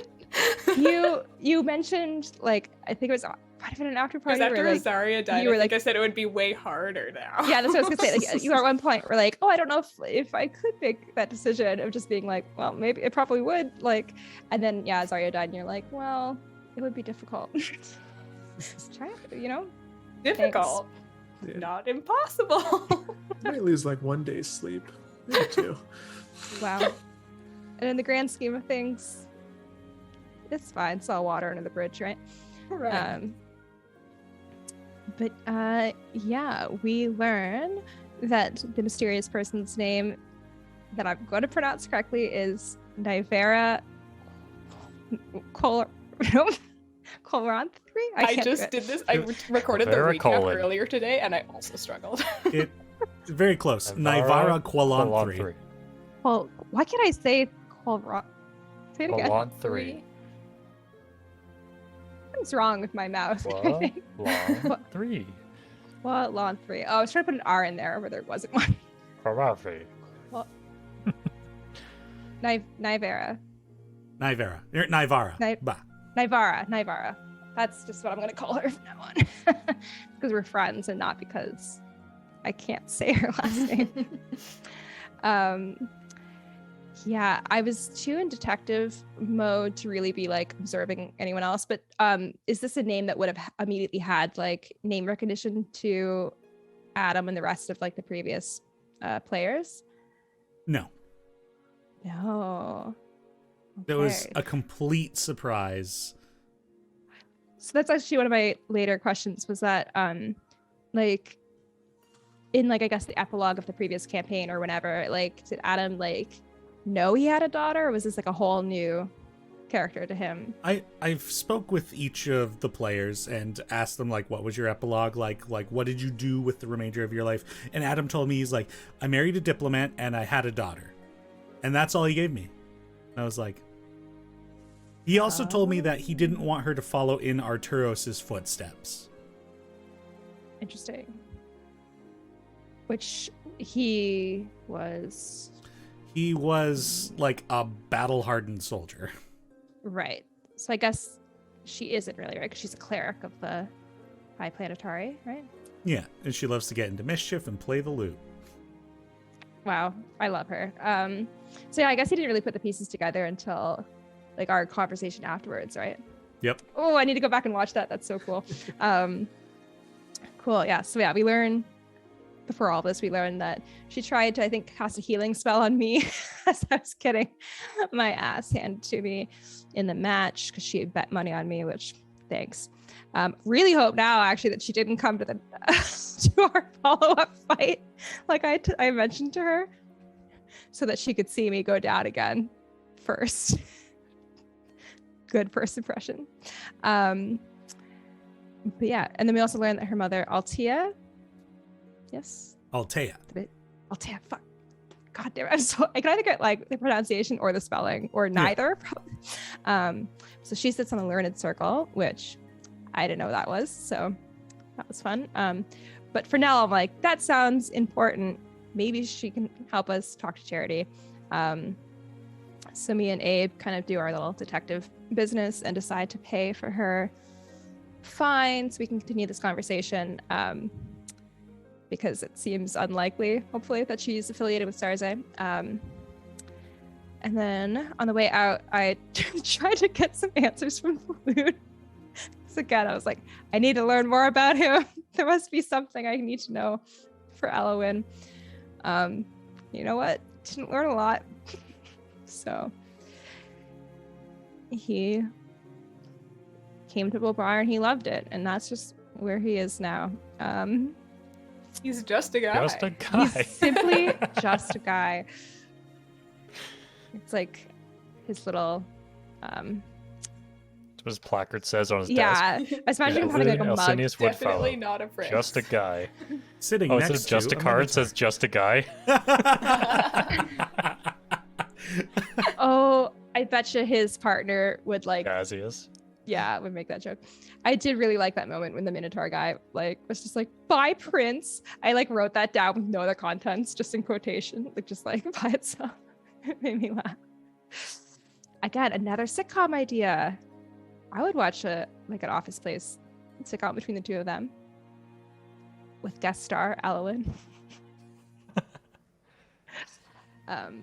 Featuring Anywho, the sad child. There she is. This sad The child. worst. Who is she? Find out next week. But anyways, yeah. So, I guess, Strack, did you have anything that felt monumental while you were hanging out in the interrogation? Honestly, no. I was just keeping an eye, and nothing struck me as especially important, because, again, this lady was just a person as well. Yeah. I guess we are due to meet some people who are Just people. just people. Yeah. Yeah. Yeah. It definitely felt like we were over-conspiracizing? That's not a word either. Anyways, you know what I'm saying. We were overthinking the depths of betrayal that we may had thrust upon us by someone showing up to a fight and casting a spell. But to be fair, Kind of fair enough, though. Yeah. Teni we've is had our a DM. lot. And even in character, we've had a lot of situations that would lend themselves to us being paranoid, and we just got in that fight literally 2 days ago where Sarzai tracked us down from people who saw us in the inns along the way, so we have no idea who's keeping an eye on us at all. So it doesn't hurt to ask. Yeah. So yeah, we get her out of jail, and then we continue our conversation. Find out who she is. She gives me a lot of lore about the Learned Circle, which I really appreciated. Again, would love to talk to her for 3 more hours. Mainly just me being DM insert history, please. Thank you. So assuming is the Learned Circle information in one of the did anyone receive that information in a kind of packet or something? No. No? The only thing you knew was that Hillipro was one of the Learned Circle members, representative from Balesville. And we knew that From before. episode 7. Yeah. Yep. I knew that. Literally, I made a note. I was like, oh, someone from Balesville. Better tell Ryan about that. Seems interesting. And they were like, yeah, he's been looking for him. Good. And I found him. You're welcome. You're welcome. I also didn't clock that name. But after we said it a couple more times, I was like, oh, we have heard this. But at the time, Later it sounded vaguely familiar, but there's just a lot of threads, which is why I got a conspiracy board. I was also surprised it took you guys so long to ask about what is the leadership in this city? Yeah. What a question. Frankly, I don't think we care. Yeah. I don't know, but you kind of did with this car drag situation. Yeah. You kind of just forgot you cared. You're like, ooh, shopping. I guess we got distracted by, ooh, bright lights, big city. it's also one of those things where without having someone like this kind of fall in our laps, I don't know really who we would talk to about that. Who have we met otherwise? The guy who runs the arena, Tyrone. A valuable NPC. He's the key to everything. We should go back to Sarzet. No, Tarzet. Sarzet. Tars. I mean, Tarzet was also an Azamar. Whoa. But yeah, and be like, hey, And he made it while we face. have you here, can you just give me some details about this city and how it's run? Also, Tarzet does sound like Sarze a little bit. Just saying. Everything's all blending together. connected. How is Tarzet spelled? Tarset. Oh, I was really close. I just added a TE to the end of that. I also did that. Yeah. Okay.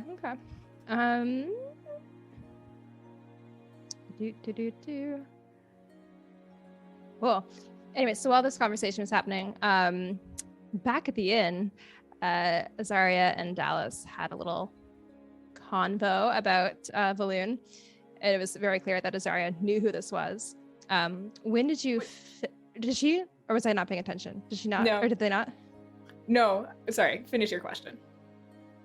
Well, now I think I have my information wrong. I feel like I thought that Azaria like knew kind of who you were talking about. Or am I crazy? Yes. Were you going to ask me when we had that discussion? Because it was 30 minutes before that conversation happened. Oh my God, Dallas. Hour-long break where we were sitting around, and I went, I'm pretty sure Azaria knows who this person is. And so I messaged Logan while you guys were talking and was like, hey, so here's the thing. You know me, and you know the Wilder, and you have a 20 intelligence, so I think you kind of get this. Dallas. I can't. I was like so convinced, like, you guys must have really had a deep conversation about this. Like, so here's the thing, is pre-campaign. So actually, it's too bad Logan isn't here, because I feel like Logan actually fits into a lot of this in a lot of ways. Because pre-campaign, the idea, let's even go further back. The idea of having a twin sister was Logan's idea. Logan messaged me before the campaign started and was like, wouldn't it suck if you had a twin sister who wasn't cursed? And I was like, oh, sure would. Hey, Teni. So this is all Logan's fault to begin with. But then, yeah, pre-campaign, me, Logan, and Teni did like a sit down together, talked about our characters and how we knew each other. And in that moment, I did let Azaria know that I had a sister that I didn't talk about. And so he knew that much. For sure. And then we kind of fleshed out that they were part of the royal family later. And ever since Teni and I had that conversation, I was kind of like, I wonder if Azaria knows who they are. And then it was just kind of like a snap decision. We had an hour sitting here and I was like, I'll let him know. I think he probably knows. So funny to me. Also, it's interesting to see all the pieces together because it blew my mind in real life and as Nell that you were like, I have a twin sister. I'm like, what? So like, was it weird for you when I was talking about how I had a twin sister? Was that weird? What was really fun was when you were talking about how much older you were than your twin sister. That was really fun for me. I really enjoyed listening to that. None of it was lost on me. And me neither. Me neither. I guess for you, Teni, this was like ages ago. We both separately were like, by the way, we have a twin. And you were just like, of course you do. Well, cool. I can do nothing original with this character.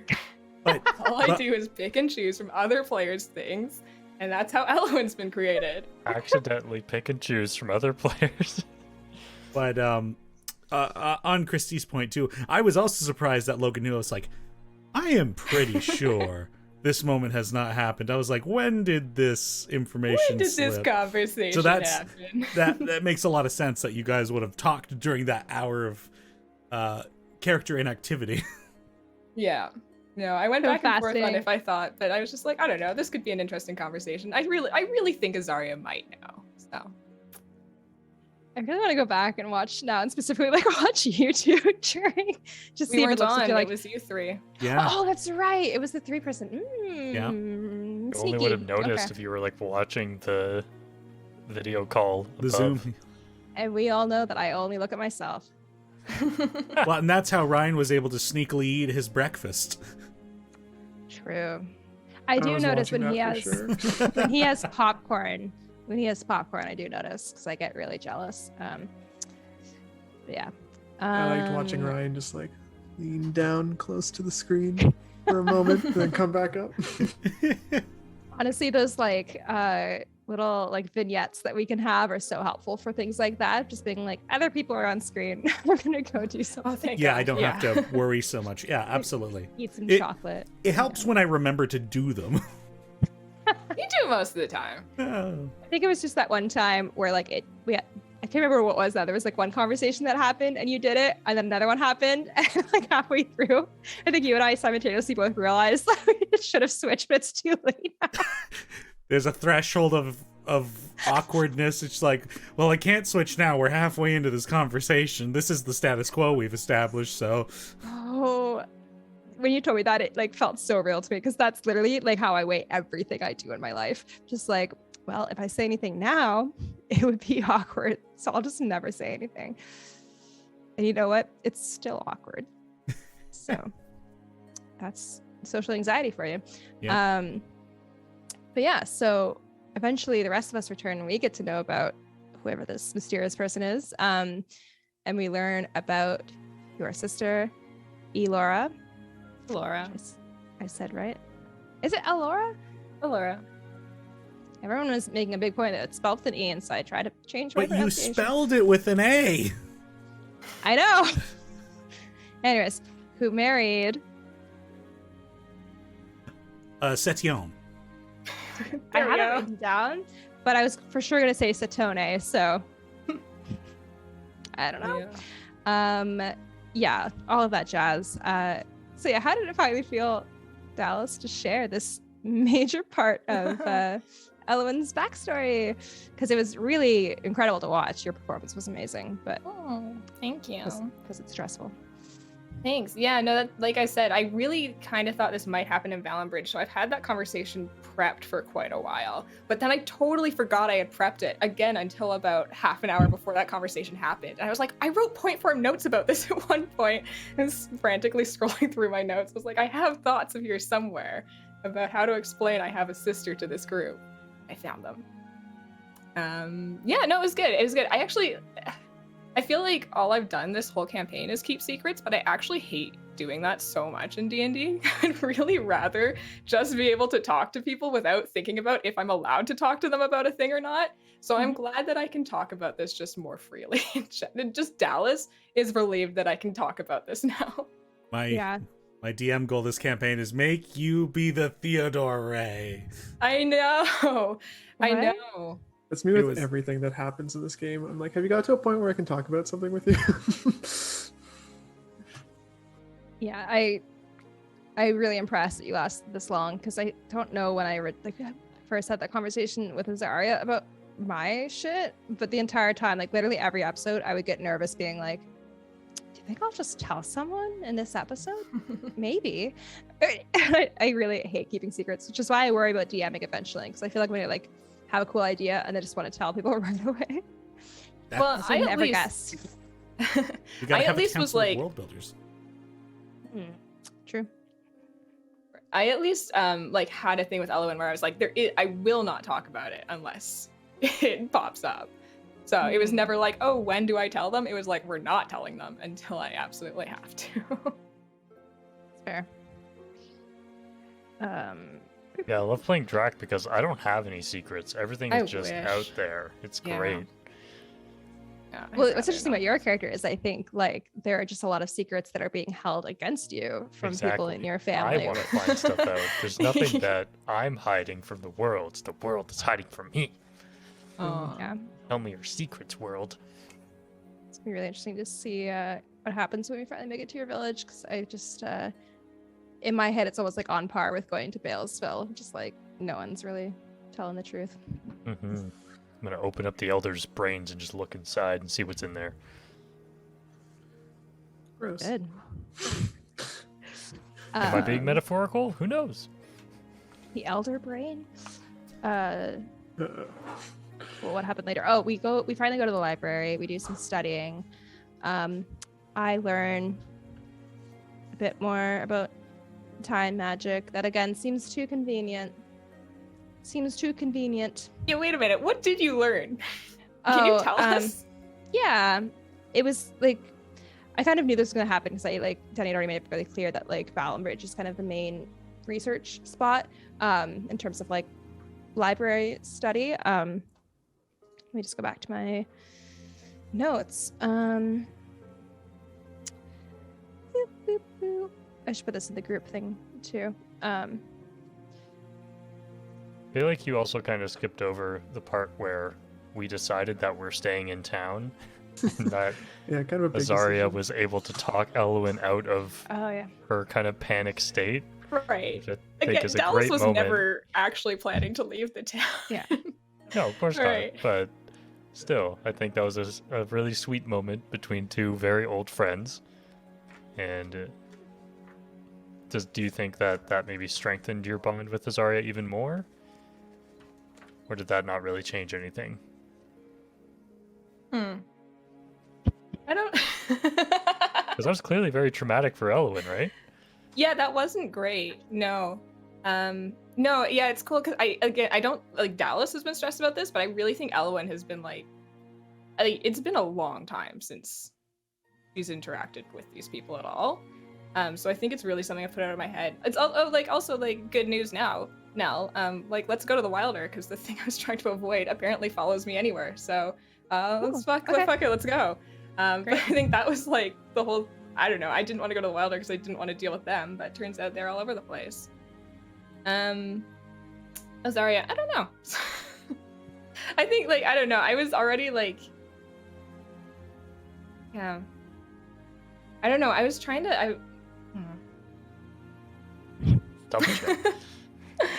No, well, yeah. I guess it was sweet, but I think I had a kind of a different goal in that conversation as well. I had a kind of a whole plan that involved Elwyn getting very manic, and so I was trying to get there, but everyone was just being very kind to me and talking me down the whole time, and I was like, fine, we'll just stay. It's fine. We don't have to do it. It's okay. I'm so fascinated. I think is it possible for us to get you to that point now, or is it fully past forever? Okay. You think? Oh, I don't know. No, yeah, I'm sure it'll happen. I don't know. I just yeah, I had a plan, and I think that's part of why I wasn't actually really prepared to talk about my sister, because I had a whole other idea of a thing I wanted to talk about, but then I was like, well, if we're not doing that, then I'll do this thing instead. I can have this conversation. Yeah, I don't know. All these conversations, you guys keep surprising me with how kind you are, because I keep thinking conversations are going to go one way, and then you're just too nice. I'm like, okay. Redirect. What's really funny about this is it's like you're manipulative, but you're bad at it. I just I don't know. I just keep underestimating the kindness of the party. It's a beautiful thing. Yeah, I guess so. Friendship. Yeah, Elwyn's really learning a lot about actually having people who she can depend on. Which I understand, you've gotten so many centuries with that not being the case. So I think it will potentially be something you have to go through a few times before it finally sticks. So yeah, I understand that. Yeah. And then the research happened. Yeah. Dallas asked you what you learned in regards of magic.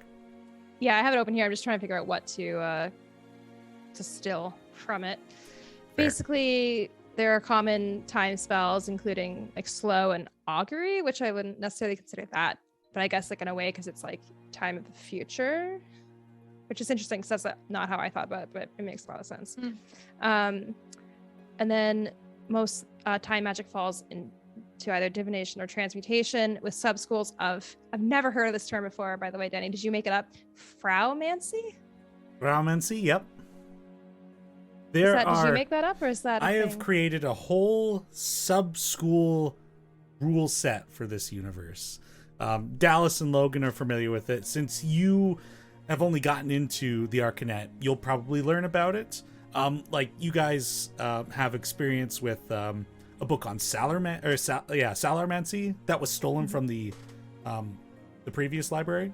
That's another of those sub-schools. Interesting. And then Dunamancy, which I am familiar with because Critical Role. And I have made that into one of the sub-schools of this campaign. And then it's talking other different things that could be considered time magic, like blink, gentle repose, haste, hold spells, and technically even some healing spells could be considered because they return a body to a previous condition. And this is the thing that I think I already learned in Valenbridge, which is oftentimes the one who performs a time effect that locks time in a certain state that they don't have to maintain focus on. It'll normally be that they are the only ones that can unlock that state. And they might only need to will the spell to cease functioning, or they might have to dispel the magic if they aren't as well versed in the functioning of time magic. Again, all roads point to dispel magic. But do they? I don't know. We can pass through there and just try it. No. No, Nell is very much like she is not going to go back until she knows for sure. Like she just can't deal with the concept. You know of, like, until you try. I just like I can't imagine. Like maybe it'll change, but at this current point, like I simply can't imagine her like wanting to show up, try something and fail, and then have to leave again. And especially at that point, it would be so much more public. Like because she ran away from the situation, she doesn't want to like walk back until she feels like she can like redeem herself. So my current plan is to get a student at school to cast slow on me, because somehow that'll help me learn what time magic is like. Yeah. I don't know. Again, gotta get Charity Cozy Bug, so that I can be like, what if slow but bigger? And then we can have a nice conversation about that.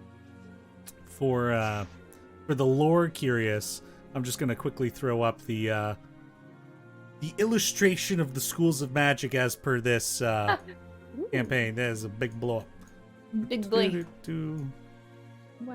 It, like, I was very proud of this system.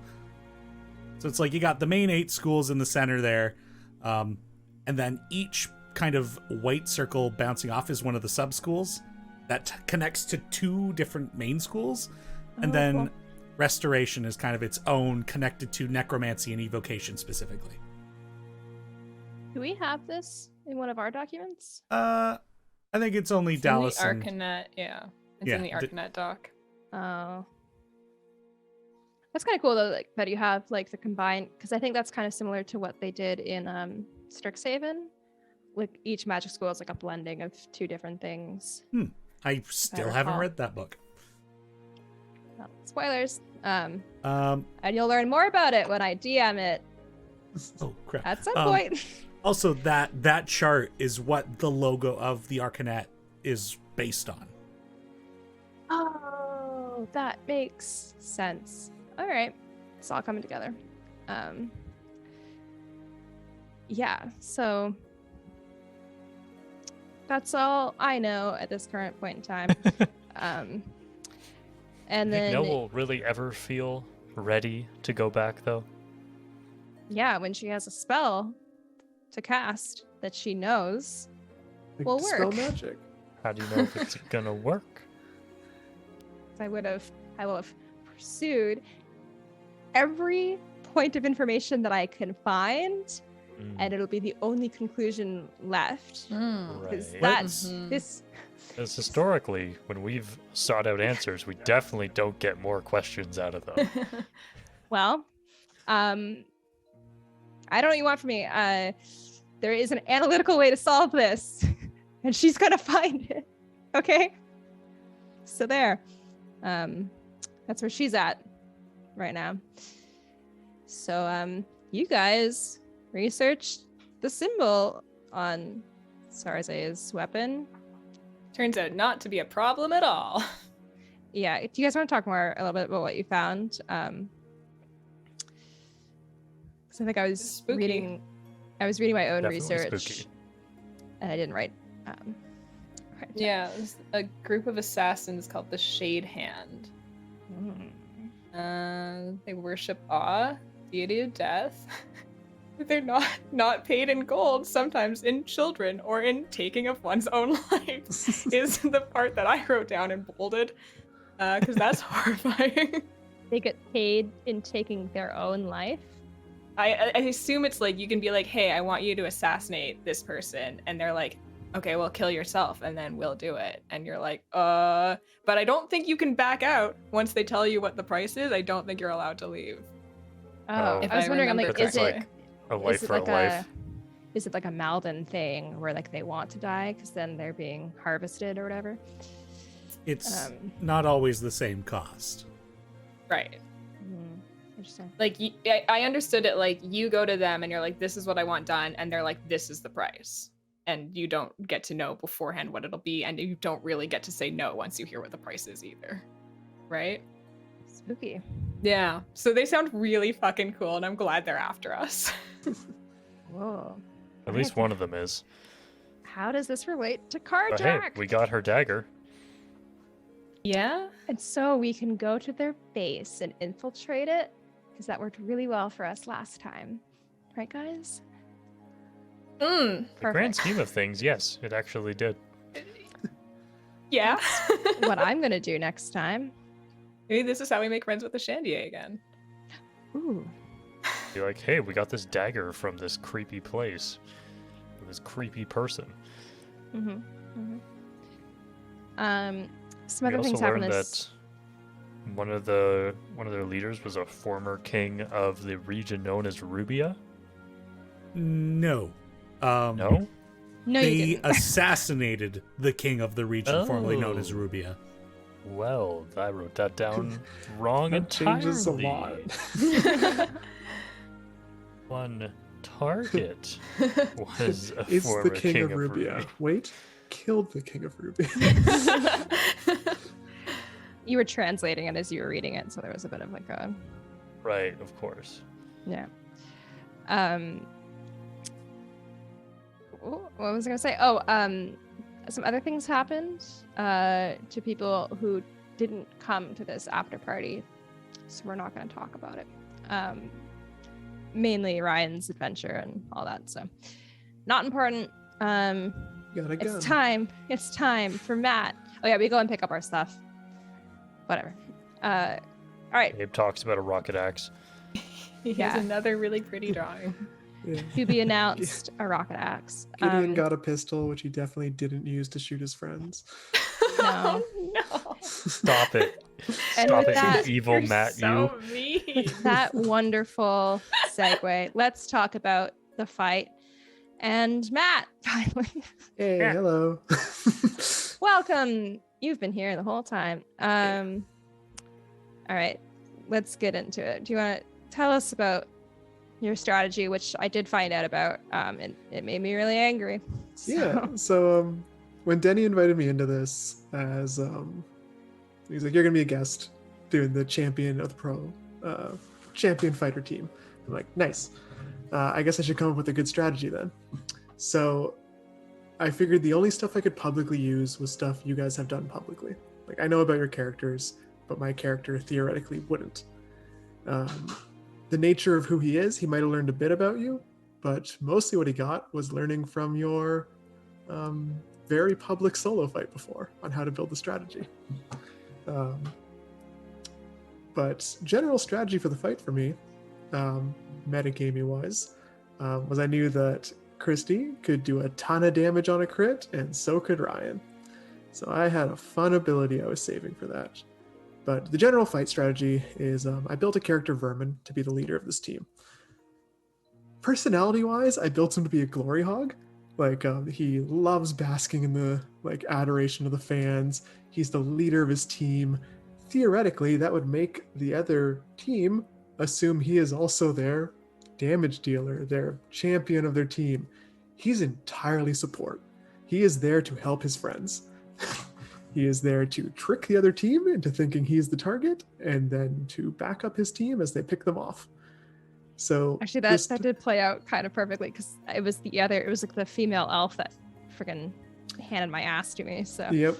So makes sense. between the team, it was Vermin as a rune knight, which, yeah, Denny and I kind of tried to figure out how that would fit into this world, which led him to being.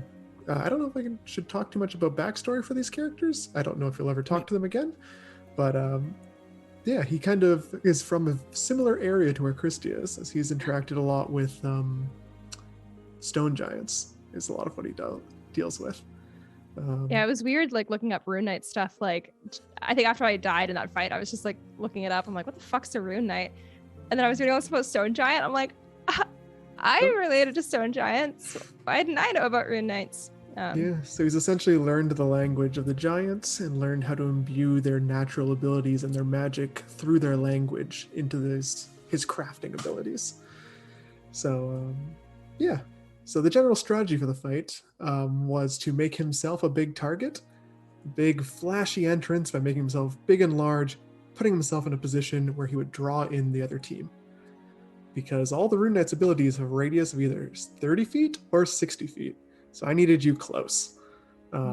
to do that, it started off all right. I made him nice and big. A few of you ran over, and the rest of you hung back.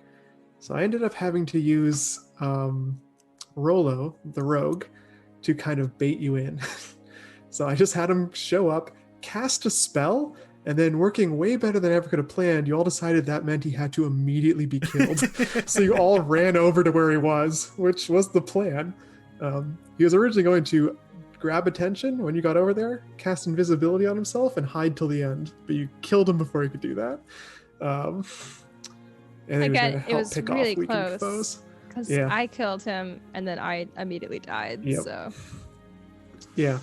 So you were a priority target, Christy, because knowing what you were capable of, that's hard to deal with in a fight. Abe, and I really good at doing that all the time because I roll really well in fights. So yeah, Abe was the least priority target, even though he won your fight. His abilities seemed straightforward to Vermin, so he felt that was something easy to deal with at the end. Get rid of the wild cards, figure out the unknowns, which were the rest of your party, and then kind of adjust the strategy based on that. Which is why after Gideon got his crit, it became such a huge focus on taking out Gideon. Yeah, I'm glad one of you crit, because I was really worried. Dallas was critting at the start, but I wanted someone who did a shit ton of damage to crit. Sorry. The Rune Knight has very powerful, but if it's like a crit against you. So the way it works is if it can be any attack.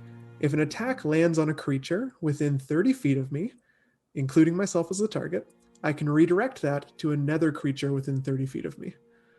So that's why I wanted everybody close, so that I would make sure it's the whole like keep your friends closer, keep your enemies, or keep your friends close, keep your enemies closer, because I wanted to nuke one of you with your own crits, and I'm glad that paid off. Because like it's visually, it makes so much sense to me that it happened with like Gideon's gun, because it's like so easy, like oops, like the bullet moved. But I'm like, if it was me, I'm curious like what that magic looks like of like I stabbed someone with my sword, but it actually stabbed someone like 10 feet away from me. The way I visually played it off is that because it says all the effects of the attack are transferred, so I viewed that as the force, the impact, the everything. So like you'd come say stabbing as hard as you can with your sword, you'd lose all momentum when you hit. Like you just stabbed into a steel wall, like nothing would happen, and all that energy, all that buildup would get transferred to that same location on a different target. Whoa. So that's kind of what happened with Drac there, because I had to pick a target, and Drac seemed like a great one because he was giving our cleric a lot of trouble, and I wanted to get him off of them. I didn't feel like I was doing a whole lot. You being there made it more difficult for them to cast spells because you're within melee range. True, but, I guess they couldn't do long range stuff at it. Yeah. And so needed you out of the way. So a nice redirect on the damage. That's why I asked Ryan how he wanted to do the shot, because I wanted to play off how that effect triggers on someone else. That was so rough because my turn had just happened pretty much. Yeah. So you dropped me to 5 hit points. I was like, I can't do anything to save myself. I'm fucked. Yeah, it was fun. I'm like, oh, was it? Yeah. Yeah. Tell me about how fun it was. It was so fun. It's such a the ability to play off in a narrative setting. I didn't want to just kill someone outright with it, because that is no fun at all. To be like, all right, you're doing great, and you're gone. I just deleted you from the fight immediately. No fun there. But also targeting someone like Abe, where it would do like maybe not be a significant thing, also less fun. So I wanted to find a target who was at full or close to full health, but didn't have a massive health pool, so that it would be scary when you got hit with that. Oh, I was scared, bud. Don't worry. It worked. Yeah. Yeah. So luckily I had some targets around to pull that one off. But yeah, the idea based around that whole team was kind of trickery. The whole, no one really acted the way they looked for the most part. The barbarian, the brute, was our most mobile teammate. Their whole gimmick was about running around the battlefield and kind of picking off. The rogue was a spellcaster. We played that up. He's going to school at the Magic Institute. He's using the money from the arena to pay his way through. The cleric always tragic people. Yeah. The cleric was actually quite proficient in melee combat, as a few later hits kind of suggested. And then, of course, our dragon sorcerer was sorcerer, but also healer. Yeah. And these were all creature stat blocks aside from Yes. vermin. Yeah. When you first dropped that hint from Eckhart way back, and you said like, "Oh, watch out for that dwarf. She's a boozy one." I was like, "Oh, another monk. Okay, cool." You're like, nope. Yeah, we built a whole little like backstory for how this team came to be, which was fun, and like how they know each other. Yeah, sure. So, Vermin is like an elf shifter, basically. So with the rat characteristics. The other two elves on the team, Grit and Melina, I believe. So Marina, that was it. They were childhood friends. Those two are siblings. They're childhood friends with him. They grew up together, came searching for fame in the big city nearby. The other two, the dwarf and the kobold, they were part of a different team at the arena, whose teammate, their leader, was a much angrier man, more abusive to his team. So they were able to kind of coax them in to being part of their team, a more friendly, more supportive group. And it's kind of just like a little found family that works together to make some money, have some fun, win some fights, and for Vermin, get famous. Yeah. And he likes, his whole thing is connections and information. He likes to use those as best he can, such as playing up the fact that he's the champion here, get a little sway at the magic school, get his teammate in, get him studying magic in a place where he normally wouldn't be able to get in on his own. Just, yeah, help people out, learn what he can. Nice group of friends. Yeah. I also like, I didn't know if he would just be around for the fight or if there was anything else. So I actually built Vermin to be a very social character. He's got a lot of traits in like talking, basically.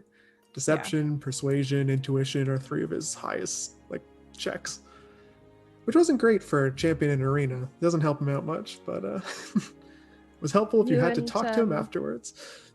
Yeah, you and Abe can talk, and then that can explain why Abe's like charisma's. He has like an advantage on charisma or whatever it is as a samurai. Yeah. Yeah, well, the gimmick with the Rune Knight is they get these abilities based off the runes they have, so they're essentially channeling the aspects of the different giants. So the Cloud Giant, the one that lets you redirect attacks, those giants are known to be like tricksters.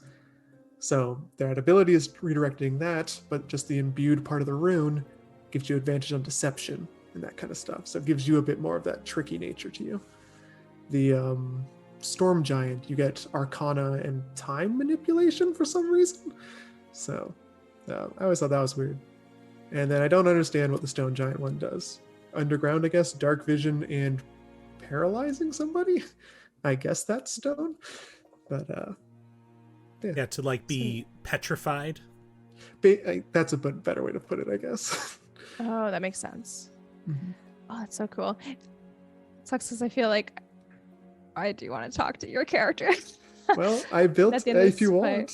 The last thing he did was invite you guys out for drinks as a just in case you wanted to talk to them. Hey, Matt, what you doing on Sunday? Want to come by for a little bit? Yeah, because at least that would be like right at the beginning, so you would have to like wait around for a whole. Yeah, that was fun. Denny was like, "Yeah, we'll probably be in, probably about an hour in."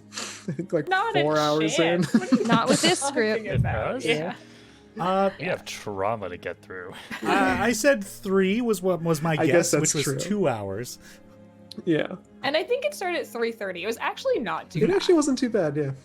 Pretty good for us, I would say. I had fun. I love planning out combat stuff. And like you guys like obsess over stuff in your heads for like your character moments. I was just running through scenarios for the fight over and over.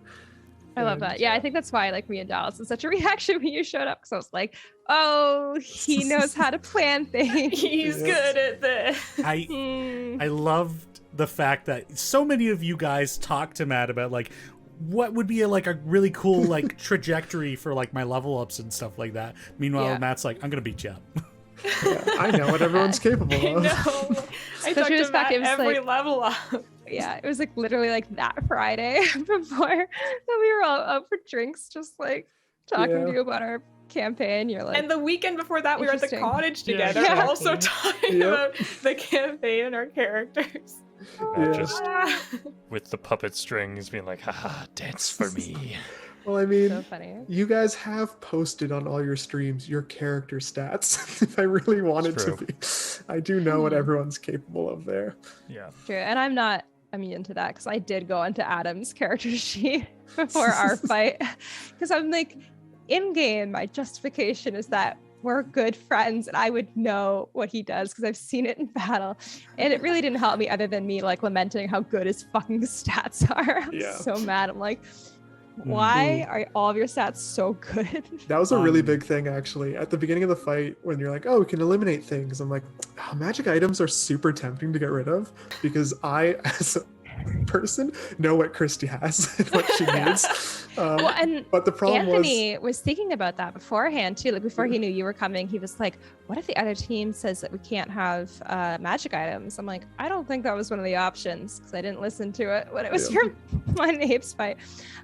But that would fuck me up. But you have magic stuff too. Yeah, very quickly became not an option for me because when I rolled up stats for Vermin, I rolled very mediocre stats. So I needed to make him a threat. I needed to pick some magic items that helped out. Like you've got one that boosts your con. I had those gloves boosted my strength so that I could actually do damage with my attacks.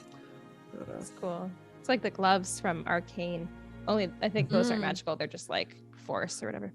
Yeah, I think I had like the ogre gauntlets or whatever they're called. Put your strength at 19. I was originally going to take a giant belt because that's way more thematic, but that's way more strength than I needed for any of this. Yeah, and if you in game had that and I saw it, there would be some problems because I've asked Teni for that item. DM, he has it. Yeah, I he's only kill gonna him be in here real for life. one episode. Yeah, Danny only has to balance one fight around it. Yeah, well, that's kind of a cool thing too. Is I could theoretically even give you guys a rune for a day if you want any of those fun traits. The magic would fade after a long rest, but the rune stays. If you want like a fun stone giant rune carved in your armor, I do. And also, Nell just is curious now because like I want to be able to talk to you about giant stuff because it's like my heritage as well. So obviously, I need to write some notes about it. So you might just have to pop in on Sunday. You can be Dallas. Stop by for a little bit. Take my box. Yeah, it was really fun doing the fight. I'm glad. I feel sad that I kind of just bullied two characters and then left, but as I knocked Nell down and then beat her up. You did what you had to. And, no, but I think we talked about after that it like worked out well because I think it was me and Drac that went down first. Yeah. And we were the ones that were like in that opening interrogation scene with True. the loon. And Adam didn't really talk that much during that part either, so yeah, it worked out in terms of like the spotlight. Yeah, like balance stuff. I just like knowing how tired Ryan was and then seeing all his excitement and energy just disappear felt real bad. It was so good, funny. It's really funny, and it's also kind of his fault. I think he's used to it. I think that was shot the only film until 9 a.m. Let's get a crit and shoot my friend. His brand new gun he picked up that morning. Yep. Well, at least he knows that it works. Perfect storm. Right? Yeah. I like to. I think that was the only thing I told Danny about my strategy going before the fight. I was like, just a heads up, so you know, this might piss someone off, but here's my plan: is to use this ability here. And I was like, yeah, do it, and then forgot. Yeah. I had a mind at one point. I want you to tell me if this would have worked, Matt, to dispel magic on your like growth spurt that you had. Would that have worked? Well, that's the weird thing. It might have. None of the stuff the Rune Knight does is technically a spell. So if it has to dispel a spell, it's not. But it is magic in nature. It's this item, spell, or magical effect. Then theoretically, yeah. So if would it have worked? Yeah, theoretically. I don't see why not. It is a magical effect. You probably would have shrunk them down. Same thing goes for any of the runes. You probably could have dispelled those. But it'd have to be like an individual rune that I could see, right? Probably, yeah. They're all visible. Just one effect. Yeah, and they're all technically would at that point be a different item because the limitation for the Rune Knight is you can only have one rune per item active at a time. So like he had one on his chest plate, one on the gauntlets, and then one on his blade for his 3 runes he was using. So if you disarmed him, he'd lose access to one of his runes. So. Well, yeah. we got the W anyways. You guys also almost completely changed that fight in round 1. You brought Vermin down to about 10 HP in the first round of combat, and then didn't attack him again until the final rounds. So, in my defense, by the time I got over to you were big, and I don't have a weapon that can hit you. Yeah. So. Yeah, the big thing seems way more imposing than it is. Outside of giving me like advantage on athletics checks, it gives me 1 extra d6 of damage per round. So there it is. The power of giants. No, the reach came from the fact I was using a pole arm. That was it. Yeah, one of the thoughts I had, depending on how you guys laid out your start, was to have Vermin run to the back and then grow on one of those bridges, because he would push whoever was in his space out of his space and just knock someone down below, to separate someone if I needed to like get a caster down below and kind of pick him off with the barbarian. But didn't end up needing that. Everyone ran in nicely. So you freaking fell right into your trap. It worked great. Did. I was very happy. Wow. That's why when I set up, I think whoever was watching the stream got a bit of a preview for what my radius was, because I had 2 auras I set up, thinking only I could see them. The 30 radius and the 60 radius. Yeah. The 60 radius is for his time manipulation bullshit, and the 30 radius was for everything else. But there was no context, so it didn't matter. Exactly. Yeah. Yeah, I saw it, but I was like, doesn't mean anything to me. So what are you gonna do? Yeah. It's interesting that it's like Cloud Giant gives you time manipulation. The Storm guys do, because their whole gimmick is they're more magic attuned giants, I guess. Yeah, so I mean, it's not really time manipulation, it's they can see into the future. They get precognition. Exactly. Whoa. That and I would kind of include it in that similar description I sent to you, Christy. I would include, based on that Storm Giant lore, they are like masters of time in a way. Yeah. Isn't that curious? Here I am thinking my shit comes from the wilder, but what if I am actually just not fully stone giant? Could be some storm in there. Whoa. Yeah, and I think their rune also gives you advantage on Arcana checks or something like that. I don't really remember, but yeah, they're the magic giants. Interesting. That's really cool. Mm-hmm. Man. And yeah, I like that Elowen was able to. The barbarian had a charge attack which could knock people down with a strength check. I like that the only one who didn't get knocked down was Elowen. Stood their ground. That was just about the best number I could roll. Yeah. The party's 17? tank. Yeah. Elowen. Actually, though. I love that for Elowen. If you just continue to get like really buff, so it's like maybe this body isn't as big of a limitation as you think, other than in your You personal life. just gotta invest in it. Oh, Yeah. shit. Invest You, the in small child, childhood. are stronger than the big buff elf lady. You might not be able to have a family or get married, but you can hit things really hard. And isn't that what life's all about? I'm just gonna invest in my strength from this point onwards. Level 4 acquisition club changed the game. Yeah. You can take a hit from a full-grown adult and not fall over. Wow. That was a good fight for Elowen. Yeah. I feel like you've been saying that a lot after every fight. Elowen might be good at fighting. Yeah, I think that is accurate. Yeah. At least what we've seen so far. If you haven't had any like major like dare I say Azaria or Gideon moments in combat, so You're muted, you know, Teni. With the exception of everybody's status in that Sarze ambush. I was doing really well in that, actually. That's fair. so, Actually, like, Christy was the only one who was really not too bad. because I had a helpful wild magic surge and I was healing every round. Nice. So like at the end of it, I was at like full hit points. I'm like, I could take her. Let's go.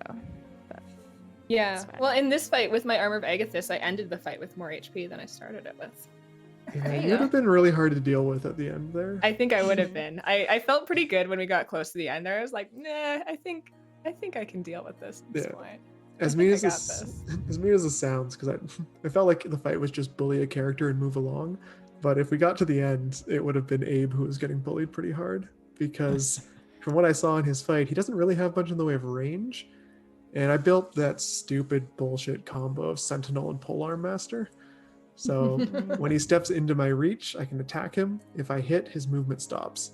So theoretically, if it got down to just Vermin and Abe, which was the plan, was to get Abe last, I could keep him from ever getting within range of hitting me if I didn't miss. So annoying. Yeah. It really, Rude. truly is so annoying. Yeah, so I'm kind of rude. glad that didn't happen, because that way I can just piss off one player at a time. Just, well, 2. I'm not sure Christy Oh. loves you either. Fair enough. Christy got to play chess. Yeah, finally got to use my dragon chess proficiency, which has been haunting me because I keep thinking, why didn't I take an instrument? Because then I could have gotten a magical flute from Mary Miss. Oh. So I think Maybe Vermin that's what we might had to do be- to get gifts from Mary Miss. Play a flute. Multi-class at the bard, you freaks. Yeah, very I was easily. gonna be a bard. I just need to die, and I can be my drow bard. Drow don't exist. No world where drow don't exist. My what are they called? Dark under elves. Oh, the Elegast? Yep. Ghost elves. Oh boy. Whatever the fuck Balin was. Yeah. That's right, Jonimus. Oops, all bards. Campaign 2. Oops, all bards. I think the funny thing is both me and Logan expressed interest in playing a bard, and then we canceled each other out. We're both like, oh, well, never mind. Neither of us did. All right, you guys can cancel each other out, then I will play a bard. Yeah. There you go. Wonderful. I don't have any more questions. Does anyone else have anything? Tactically, how did everyone... Well, I guess except for Matt, because Matt kind of explained everything. What was everyone else's tactics going into that fight, if you had any? None. To do Great. what I did in my fight with And you were the Abe, first one out? Yeah. What do you say? What? I think the Zoom's cutting out. Look, I'm not a tactical person. You saw the extent of what I had in the fight with Abe, and that was literally, I was like, well, guess I'll mirror image myself again, and hopefully I hit. And that was all I kind of came in with. I like mirror image for you. I think that's a good spell. Yeah. Yeah, and it's like, I don't really play it up that much, but it's nice because I had it as a wild magic surge in Balin Bridge, and so Right. it's kind of like, oh, I learned how to do this by mistake, kind of. A dog. Which one we got? And yeah, like you're saying, Christy, if you're not really big into tactics, starting a fight with something like mirror image is great because you can kind of survive and see what happens and then make your plan off of that. Yeah, I keep forgetting that people, some people have multi-attacks, and so when I was planning out using mirror image in this fight and with Abe, I was like, that'll get me about 3 rounds worth of safety. No. I think each time it lasted a singular round. I'm like, huh, interesting. Yeah. Another one of the magic items. I had kind of a limit on what I could do magic item wise. Danny's like, you can take for your character, he would have gotten either 2 uncommons or 1 rare. So I went with the 2 uncommons to kind of balance out my guy when he got lower stats. But when I was looking at those rare items, I was looking at that Cloak of Displacement, which would have been real fun for me, not for anyone else. Where it's similar to mirror image, where it kind of casts an illusion that makes you look like you're standing near where you are. So that effect lasts until you take damage. So everyone has disadvantage on attack rolls against you. So kind of like Blur. Very similar, yeah. And once you take damage, it resets on your next turn. So that round, you lose the effect until it comes back to your turn. The effect kicks back in. Yeah, makes you a lot harder to hit. Wow, that's cool. Yeah, I was reading a lot of like spell lists of like what are good spells to take, and there was a lot of like stuff between mirror image and blur, but mirror image isn't concentration, Which is great. so which is really helpful. Yeah. Dallas, did you have any strategy? Yeah, I mean the same strategy I always have, which is kind of hang back. I have an Eldritch Blast that's 120-foot range, and the lowest HP in the party, so stand back. I don't think that's actually true anymore. I think it is. I think it didn't used to be true, and now it is, ever since you got that amulet. What's your HP? 54. I think I'm the lowest. I think Azaria's only just barely above me, though. I think the two of us are pretty low, but I think I am the lowest. Gotcha. But yeah, hang back. I had my eye on that mage the whole time. I was trying to stay within 60 feet of them so I could counter spell. I was trying to watch them, but also not get too close to anything because I didn't want to be bopped too hard. And then the other half of my strategy is give 1 HP per turn to someone else so that I have resistance. So it's helpful. hide. Good. It's a good strategy because if you can come out being really tanky at the end when everyone else is weakened, it's a good way to kind of mop things up. Yeah, I mean, I only have 2 spell slots, and a lot of the fight is me hanging around trying to figure out when the right time to use these spell slots are. So it's the counter spell, and then as we got closer to the end, I thought Armor of Agathis was the right thing to throw out because I had 1 more resistance I can put up, which I was like, I'll probably get through at least 2 hits with Armor of Agathis, which will give 40 damage to whoever's hitting me. Because we were down to just a melee person, so I was like, I think I can take a couple hits and I'll do enough damage to them that will counter this all out. I noticed right at the end of the fight that melee person's charge attack is so stupid. Because when they were fighting you one-on-one, and you're like, I'll stand beside them, that way they can't do the charge attack. I'm like, the charge attack is if they move 20 feet in a straight line. They have a movement speed of 40, so they can just back up 20 and then move forward 20 to get that every turn. Yeah, I was concerned. I thought there was going to be like a fireball situation at some point. It felt like such a small arena that I was concerned about watching everyone flock to the middle and having that mage stand up there. That's what I was really concerned about. There was the threat of that, but you guys didn't group well enough for them to proc that ability. Nice. And I was like, it's either going to be that's going to get counterspelled or the mass cure wounds. So I was like, I got to try and go for the cure wounds. Yeah, that's why I was really glad I had the Cure Wounds person on my back after that first round, dropping me to 10 HP. I'm like, please heal me. help. Anthony, did you have any specific thing? I mean, I had so many things that I wanted to do that I just didn't end up able to because I died. But yeah, like before the fight, I was talking with Christy about like, you know, what if we had like all these cool like combo moves we could do as a team? And I was trying to think of like ways to put our different abilities together, and I just fully didn't bring that up with anyone else. So, but yeah, like I prepped all these spells to fight humanoids with and never ended up using them. Like I had Hold Person ready to go, and I was thinking of dropping Silence on someone at some point, but I didn't get to use that either. But I did get to use my Breath plus Channel Divinity, so I got that out, and that felt good. That was cool. Yeah, I made a combo move with that piggyback thing that I did not tell Denny about, even though he was one half of the combo. I was like, let me know what you're doing. Cool. Yeah. Come on, man, we discussed this. Get on my shoulders. Laser beams. Yep. What if I gave the mage a high vantage point to shoot down from? That is nice. Someone else get really big and then I can stand on their shoulders. Elowen. I'll get right on it. Elowen goes from small to medium. Yeah. Well, I'm a medium creature. Sorry. So take a few Rune Knight levels. It automatic doesn't matter what size you are, you become a large creature. So there you go. You can you're not already large. I think that's the last thing I want, actually. Just a giant child. That's horrible. Yeah. That straight up is like a glitch that has happened to some people in Assassin's Creed Valhalla. Where like the children character models are huge. It's really scary. Terrifying. That's the thing everyone jokes about with Rune Knights, is that when they get to like level 15 or 18 or something like that, their ability that makes them large makes them huge instead. Which the joke with it is that you can now grapple dragons, because above huge I think is gargantuan, which is a size category that encompasses pretty much anything else, and you can grapple one size larger than yourself. So once you become that big as a Rune Knight, you could grapple literally anything.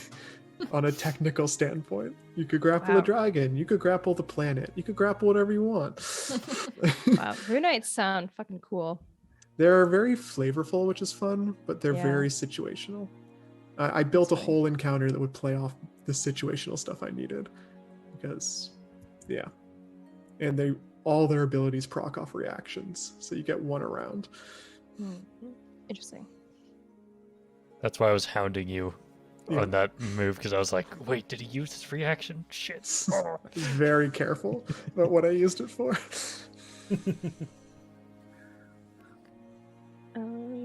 Didn't want to cheat. Anything more to add? Sophie is falling asleep in my arms. Oh. Nope. Just that I'm gonna join her. The full existential crisis I had throughout this entire episode, trying to figure out how I could convince myself that Elowen should fight in this fight, knowing that Valoon was in the city. True. I know that's like why I offered you like a mask to wear. I know. Like, I had already justified it in my head. I spent the entire session and 2 weeks leading up to it trying to figure out how to justify it. That was justification.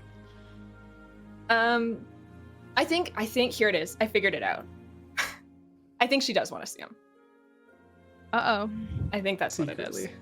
I think she's, we slept on it for 24 hours. And I think she is kind of like, and this is like a good way to like, she's like, maybe if I put my face out there, maybe he doesn't know who I am, and that's fine. And then we don't have to worry about it. Maybe he never comes to check on me. That's okay.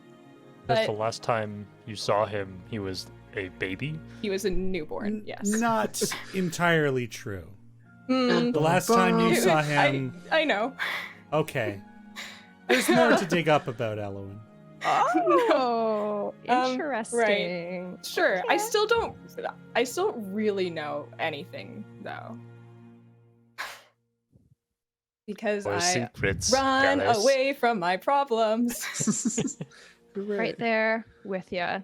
And you're trying to convince me to go back to my village. Hey. You first. Because that's further away from Dallas's problems. Exactly. Jonimus, that sounds like not my problem. This is why the after parties are important. We drop those deep hints, that deep lore. No, yeah, okay. I suppose you're right. I mean, I don't know. Maybe he doesn't want to talk to me. Maybe he hates me. I don't know. So, put my face out there, and maybe if he wants to talk to me, he can come talk to me. I don't know. Absolutely. He does strike me as a man who really, after working his nonsensical 9 to 5, wants to go and let loose at an arena fight. So he probably was there, I bet. He did say that he was going to show up. Did he? And I mean, yeah. He said it might be in my best interest to be there just in case. Oh, but like not as like a for fun, but like in his duty as an officer. Like keeping an eye on things. Yeah. Okay. And you guys just beat the champions, so I'm sure this is going to get passed around.